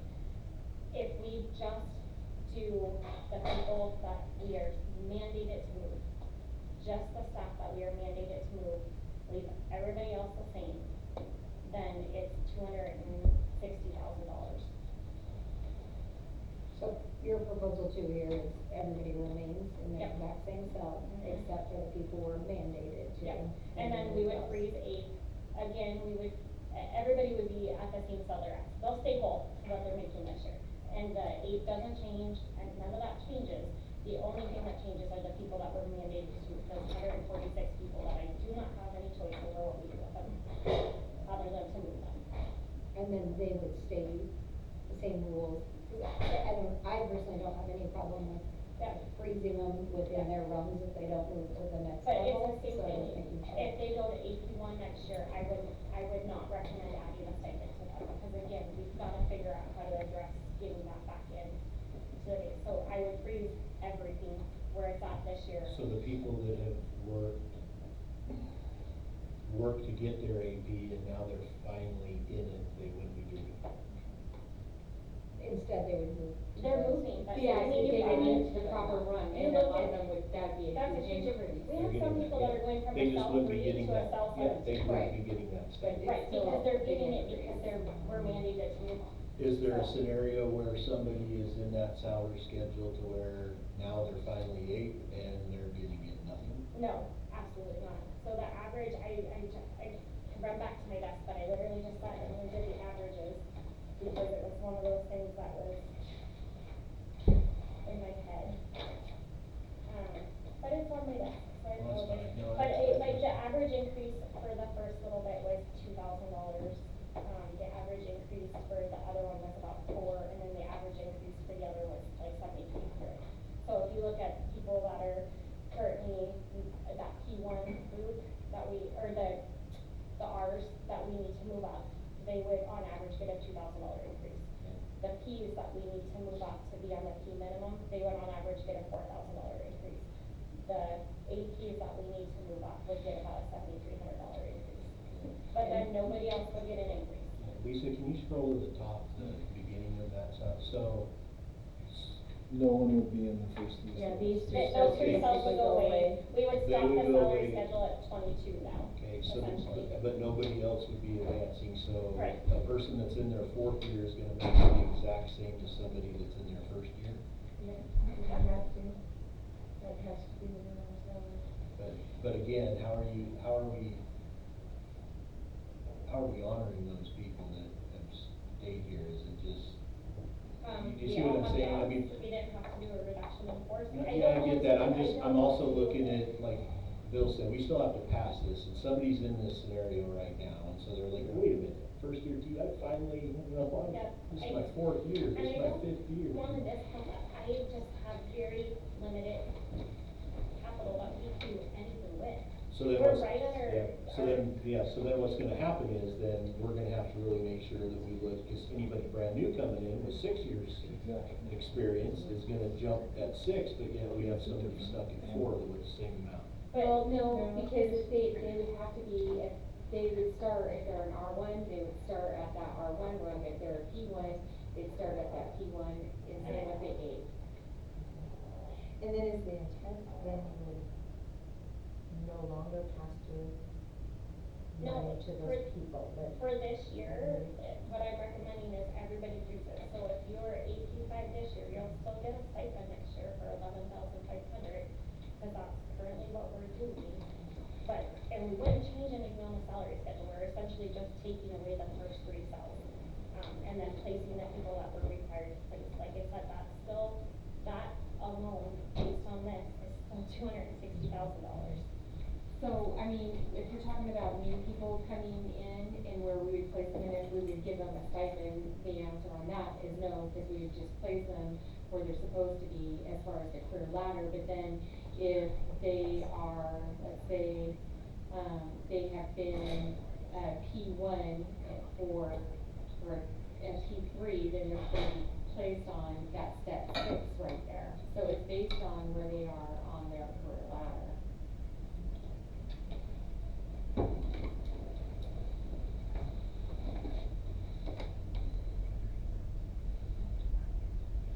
In the first proposal, Jess, Which first the proposal? one towards the top. Okay. That's 29. The first of these. So, you say you're a person who's been moved onto this recently and you're, say, around cell 7, and you are now going to be an AP1 teacher, you're jumping from 7 to 14. Yep. Is the idea. Yep, we have no. You jump into cell 14, is your plan to pay them the $1,400 at the bottom also? No. Or just to move them into the cell? It's just to move them into cell. Anybody new to the AP So from routes that, would not get an they're AP just gonna pass-through move them. stipend. Exactly. We're only going to grandfather the existing people from this year. That's my recommendation. We have to somehow put that money back into the base. Is that gonna be a nightmare? Would that be a nightmare to keep track of? No, that actually is fairly clean, because when, they're coming in, if they're in Idaho, I know where they're gonna We land can for look up their sure. certification. But if they're out of state, then there's some additional footwork that I have to do if they have experience out of state, that I have to, that I have an idea of where they're gonna go. But as far as keeping track of which people are getting the stipends because they've been in here and then which ones are new, No. that's not gonna be a No. realistic thing. I mean, we get to track a lot of fun stuff anyway, so I'll just. Yeah. It's just another spreadsheet. When you look at this, do you feel like it's equitable? Are people like? Do I feel like this is what the state did was equitable? Absolutely not. No, but I'm just saying, like, would you feel like as No.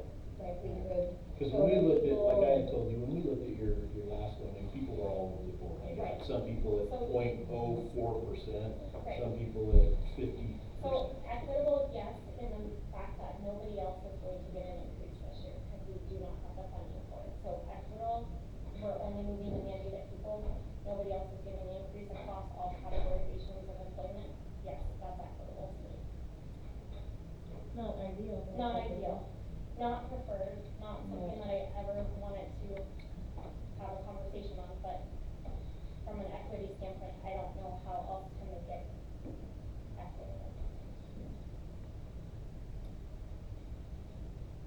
Well, in my opinion, the mandates from the state are easy. I mean, you just, it is what it is. I mean, unfortunately, and I can't believe anybody from the state isn't looking at that and saying, this is absolutely ridiculous and absurd. Look at what we're doing to these school districts. I wish they would. And I think that's gonna come, I honestly do. I do too. But we're stuck in it for a year. I think next year it's gonna look completely different, honestly. So I'm for a proponent of, I don't wanna change too much, because I think next year there's gonna be a lot more flexibility to where things are gonna. And that's one of the things that unknown of what the state's doing. So if we wait a year, if we keep our structure the same, then maybe we're able to pivot next year if they grow more fundamental. It's really difficult for me, from my understanding of how the career ladder came to be, and that it wasn't supposed to force anybody to follow the state's career ladder. This is forcing us to follow the state's career ladder. What's their punishment mechanism? I'm not 100% sure, but I don't want to find out. Cause it doesn't say anything in the code about it. Like what is the What I anticipate would happen is, we would probably be losing some of our salary-based proportionate. So I think there'd be a percentage, you got a percentage off. So kind of And like we can't ADA. afford that either, so. Is there any way we can find that out? For sure, is I there don't any think way the that state knows what their punishment's gonna be, cause they just rolled this out, so I really don't think I think they're gonna cross that bridge when we get there. See if anybody's gonna do it. Well, nobody did, it's that And then I wording. don't, like Brooke said, nobody wants to be case law, so. But the thing is that that has been in the law, the same wording they're leaning on to make this has been in that law since 2018, whenever we got the career plan. I mean, that part did not change this year. It's been in there the whole time, but nobody's followed it. Nobody followed, everybody did their own thing, that's why they kept it 41,500. Yeah. So obviously there isn't anything in the law to punish schools with because they didn't use anything to punish the people who didn't follow it. Ultimately, given the year that we've had, the instability of the levy and everything like that, I think, obviously nobody wants to go backwards. Our number one thing when we surveyed our staff was to keep their A funds. So I mean, to me that is huge. So I don't know, just perception wise, if you look at the second salary schedule and they still see that that's there, I don't know if perception wise, people from our group, tell me jump in, but perception wise, when they see that, are they gonna be happier knowing that they're still getting their full stipend? And again, But yet no raise, nothing, it's like, I'm getting my stipend. and again, though, you have to think about this, Jason, as far as, again, starting to put that money back into the base, again, we have a lot of veteran staff, and I know some of you in here that are getting ready to retire in about 5 years or whatever, and so, you guys have made your money off of, for your salary benefit, monthly salary benefit. Once you wanna get up some of your unused sick leave too, for your medical benefit as well, get that daily rate up, that's kind of, that's a benefit. But then again, it secures it as in being in the base, rather than it being a stipend and then potentially going away. I would see it as a bigger win that it's finally in the base and my daily rate is going up. Yeah, and that was. The proposal we discussed initially was kind of moving towards that idea, but it was to make everybody whole. But it was also going to be very expensive. Jessica, do you happen to know how much each of these proposals would cost the district? Like if we froze everybody, 800?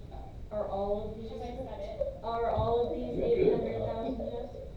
Both of these would cost us 800,000? This Proposal one one would would cost. be 800 if we follow what I kind of said, where we move us all back and then we do all that stuff.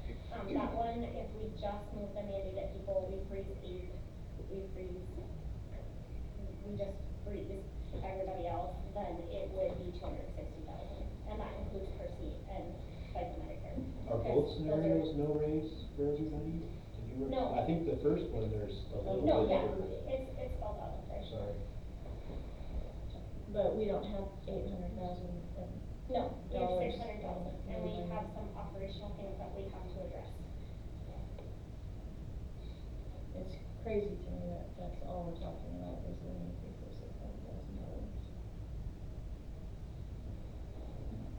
But that's where, like, circling back, like, to, you know, I mean, this keeps coming up and it kept coming up by the community, like, if we're over, like, with admin, with what the state pays us,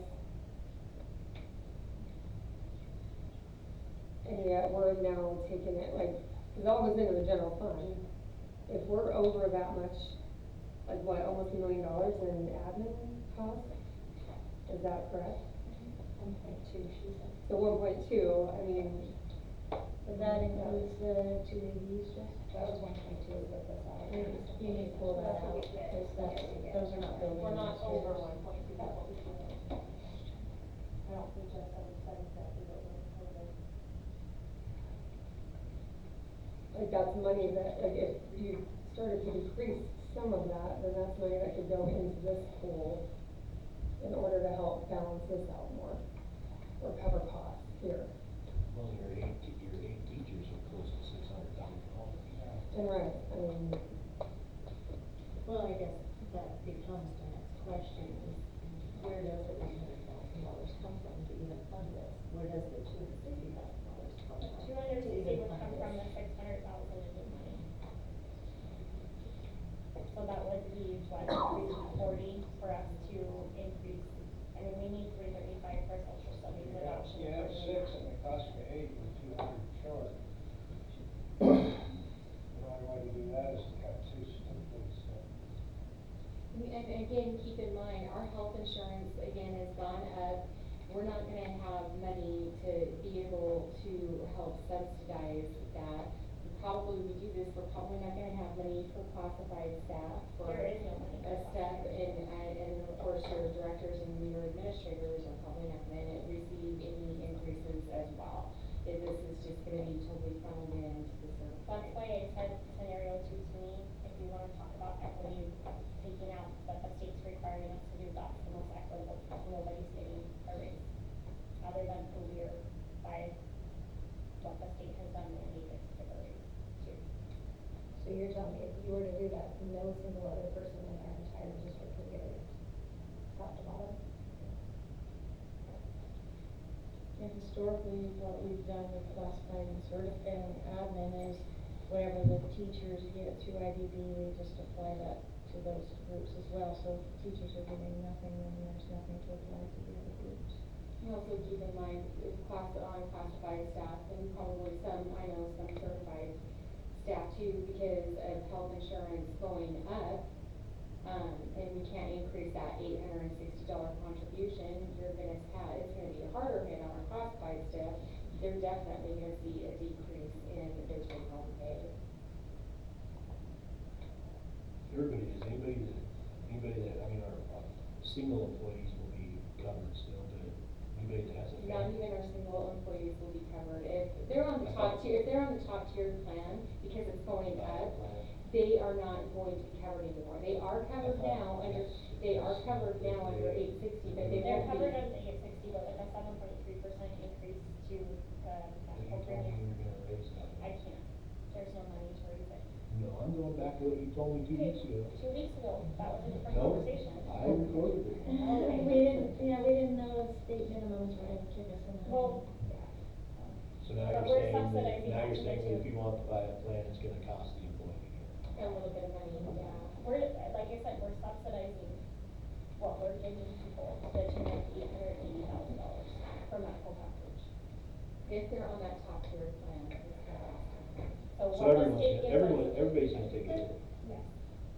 You say we're subsidizing them, but wasn't that, what, 2 years ago, 3 years ago, wasn't that state money?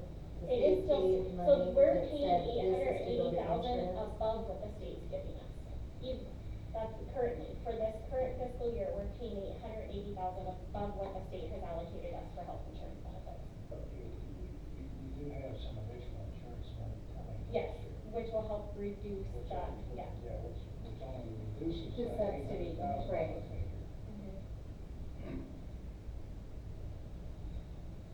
Do we know how much we're getting for insurance? That will help offset that 880? So it's based off of the. There's like 17 spreadsheets from the state that I have.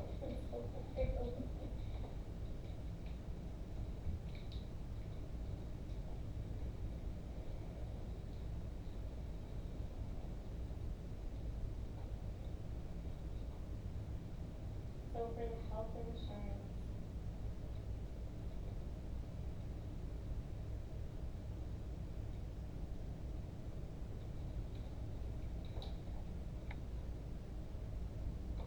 $214 support units, multiplied by $21,902 to the tune of $4.687 million.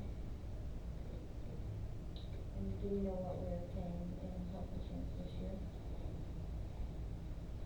I was just curious what they increased, but for Oh, it was like discretionary is 17. what we got. We didn't get an increase to discretionary. But you said we got an increase in discretionary to be used to pay for the Yeah, insurance. so I apologize. The state considers they lump it together as discretionary, but there's two pots of discretionary. I wanna know Yeah. how much it increased for the insurance. So it was like $1,700 per support unit.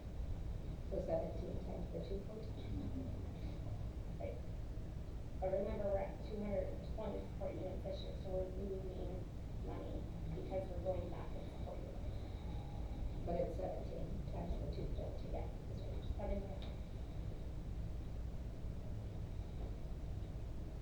Which is $362,000.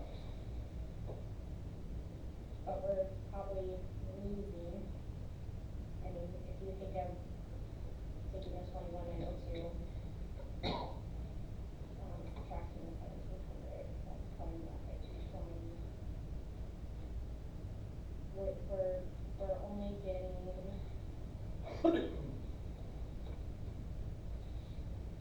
about $242 or $242,000 in new money for health insurance. So Now we're going on cost under that 600,000. if everybody's benefits stay the same elections, yes. The other thing, I can't tell people what insurance they get to pick. Right. I wouldn't even pretend to. But we have a reduced amount of staff as well, you're not calculating in there. Right, but because we're of less enrollment. Right, but if these new people that are coming on take family coverage with someone who is leaving who didn't have any coverage, then that's an additional expense that we didn't have this year. So, But in theory, we have less employees, so we won't pay out as much either. in theory. But in theory, that $600,000 in new money is what is covering our subsidy. Yeah. So we're not getting new money. Oh, yeah.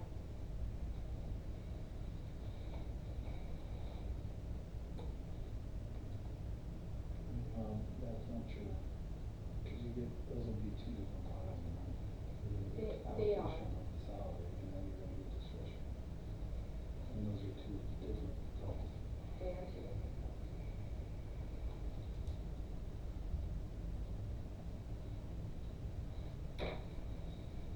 And Jessica, was there any increase on the discretionary side of discretionary, or was it just insurance? Yeah. So we're actually, So we're gonna get less discretionary money because we're gonna have fewer units. We're gonna go down $140,000 in the other discretionary pot because of the reduction in spending.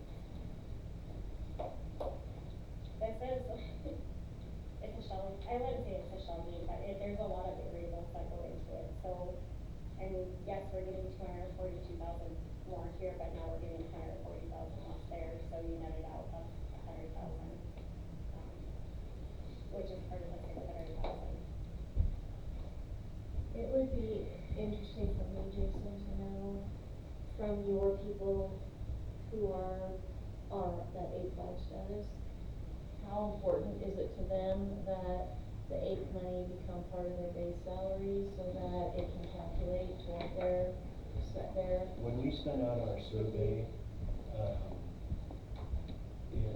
it was meant, we give a our last question is, comments basically, or suggestions, and it came up several times to make sure that gets put, they would like to see it put in the salary schedule, or change the verbiage so that it's not a stipend. There's no way the only way for it to count is to actually be on the salary schedule. It doesn't matter what we call the additional check, if it's not part of your base pay, it doesn't get calculated with your sick leave. Yeah, it's right on person to person. The hard part as somebody who is in D5 is when we got the raises the last time we went to the single cell, that money was our raise. So we already took a hit, and then we were promised that it's good, we're gonna go this 2% down, And these are all your teachers that have been here a really long time, and it was like, just take one for the team this year. And then it feels like, again, that same group of teachers is being told, you have to take one again for the team. If I had a magic 8 ball, I would go back.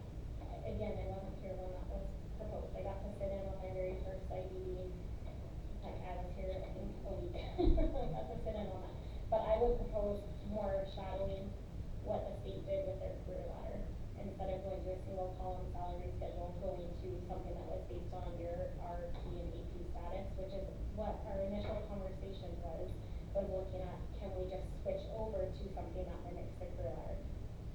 When I got through the R's and the P's, we were at $800,000 and I haven't even touched the AP, so I can't afford the state career ladder in that manner right now.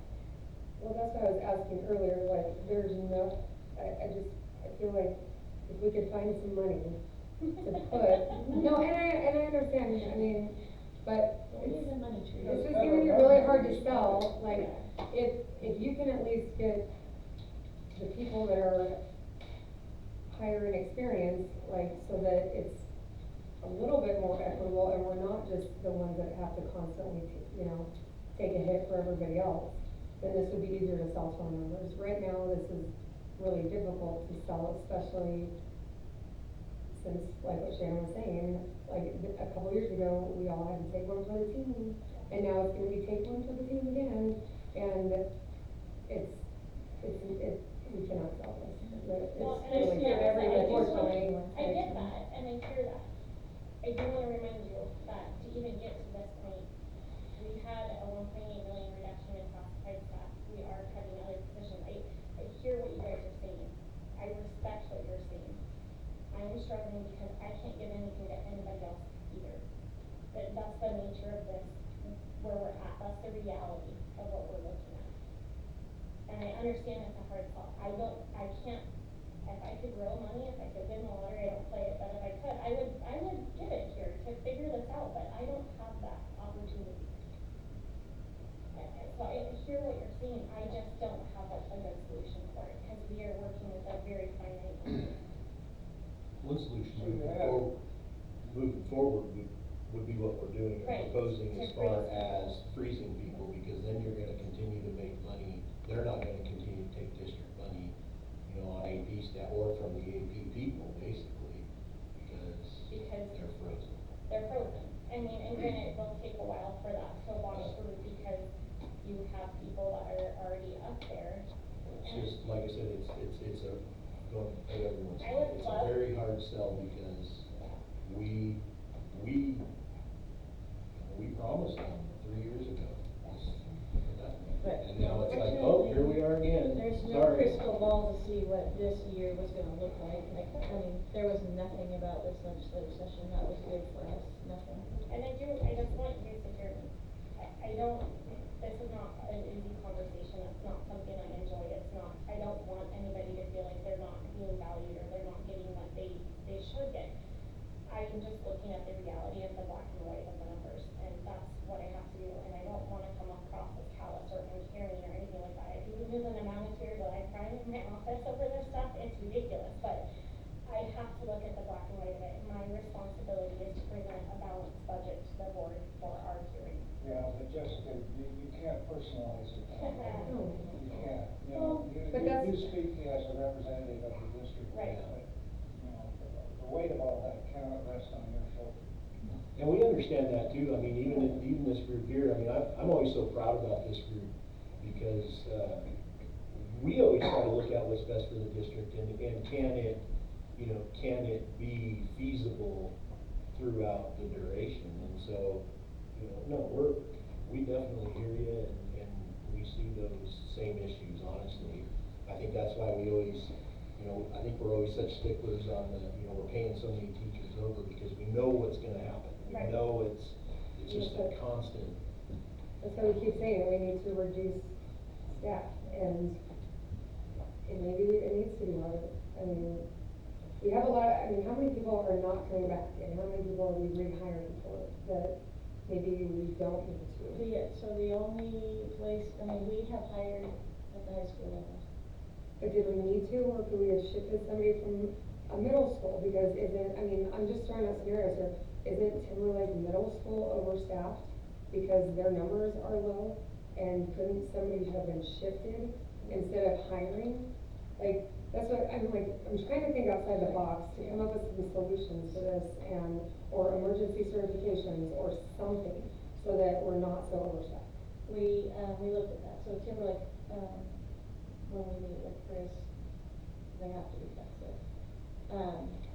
However, at both of our middle schools, 90% of them or more are K-8 certified teachers. They can't move up to cover high school positions. We did move one Lakeland Middle School teacher to Timberlake High School to fill a spot. So we are looking at that. We have a counselor position at Timberlake High School that hasn't been filled yet. Well, potentially we could move a counselor from elsewhere, but I'm not saying it's ideal, but I'm just saying if we're looking at it from a fiscal stance or standpoint, like those things need to be taken into account. Just like if you have middle school teachers that could teach elementary, instead of hiring someone that's leaving one of our elementaries, move a middle school teacher to the elementary school. I mean, right. we've done that year after year. I mean, that's what we're doing. We are doing that. Lakeland Middle School is not overstaffed, so, yeah. I was really middle cut too last year, so. We need to, Sounds like you're. we're already over, so I wanna make sure we stay on that. I think what I would like to do is maybe talk to our people and kind of see what, I guess, discuss the two proposals more before we come back, but we need to set another meeting time and maybe if you are sharing this with people and they have other ideas, we'd be able to bring additional things for us to consider back. Yeah. Just to clarify, there's $600,000 in one money that can be used for salaries. Well, no, Or that's operational. other operational yes. costs.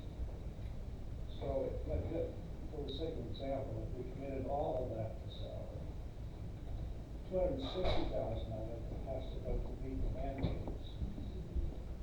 So these are $320,000. Right. We say, that's yours, how would you distribute it? Yeah. But there's no more, Yeah. unless we do staff.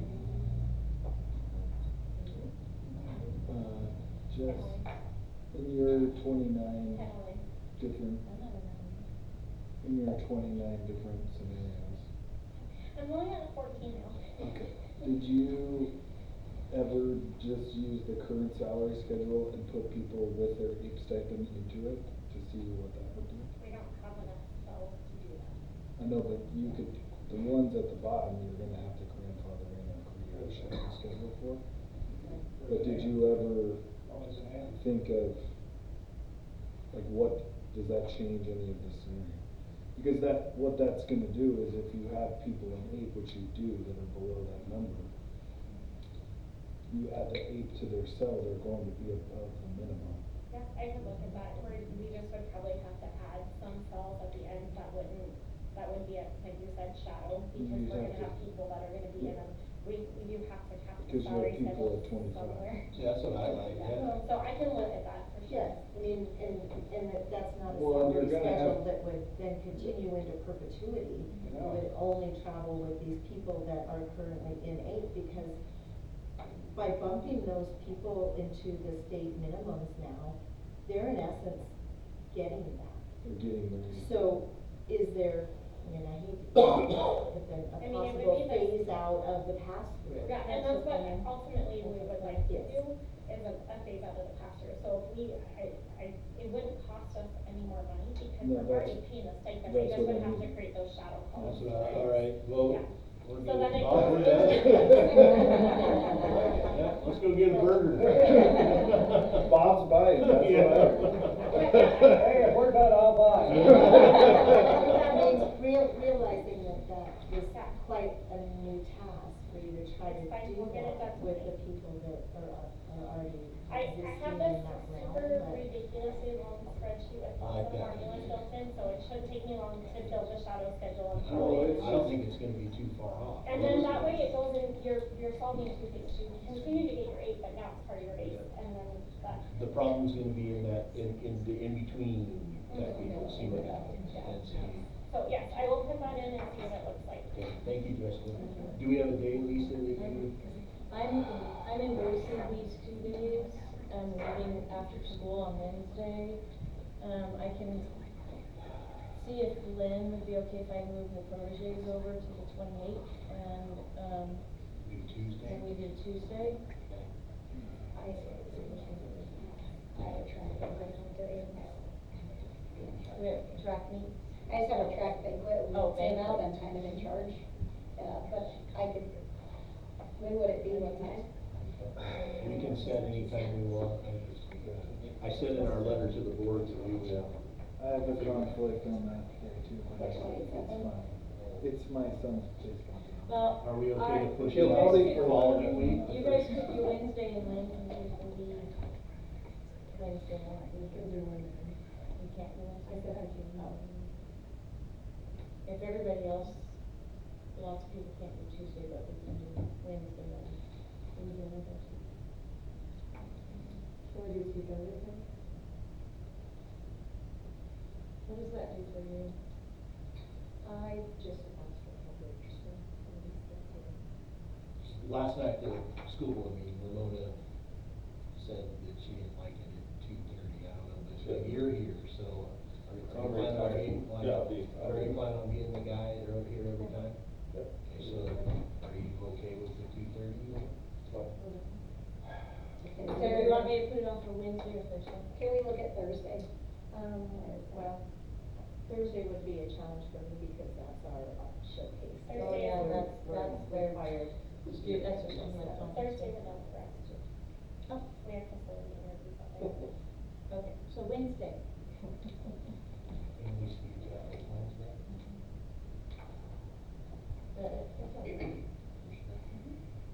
I'm good with you on.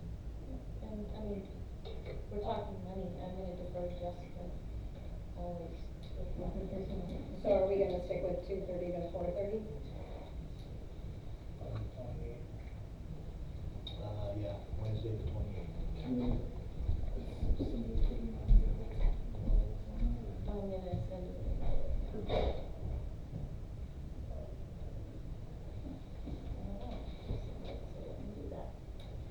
So maybe we can try to canvass our people, just kind of talk to them about 8 out of the salary schedule versus in, and then if Jessica can come up with the scenario Bill said, I like that, and I'm curious to see where that's gonna go.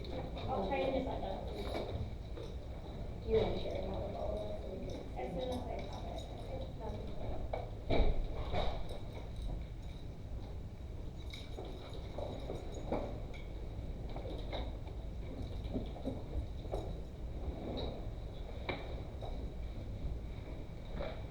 Maybe it's sitting between you and Bob, right? Brooke. Where's the money?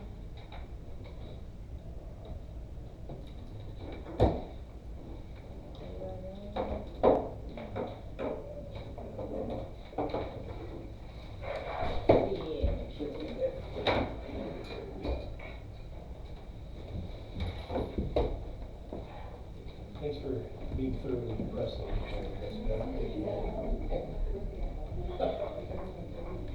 I'm just teasing. Hey, you don't know, we were in our meeting last Monday talking about how much you get. Lisa, can I ask a quick question? What constitutes a P1? How do you get a P1 status?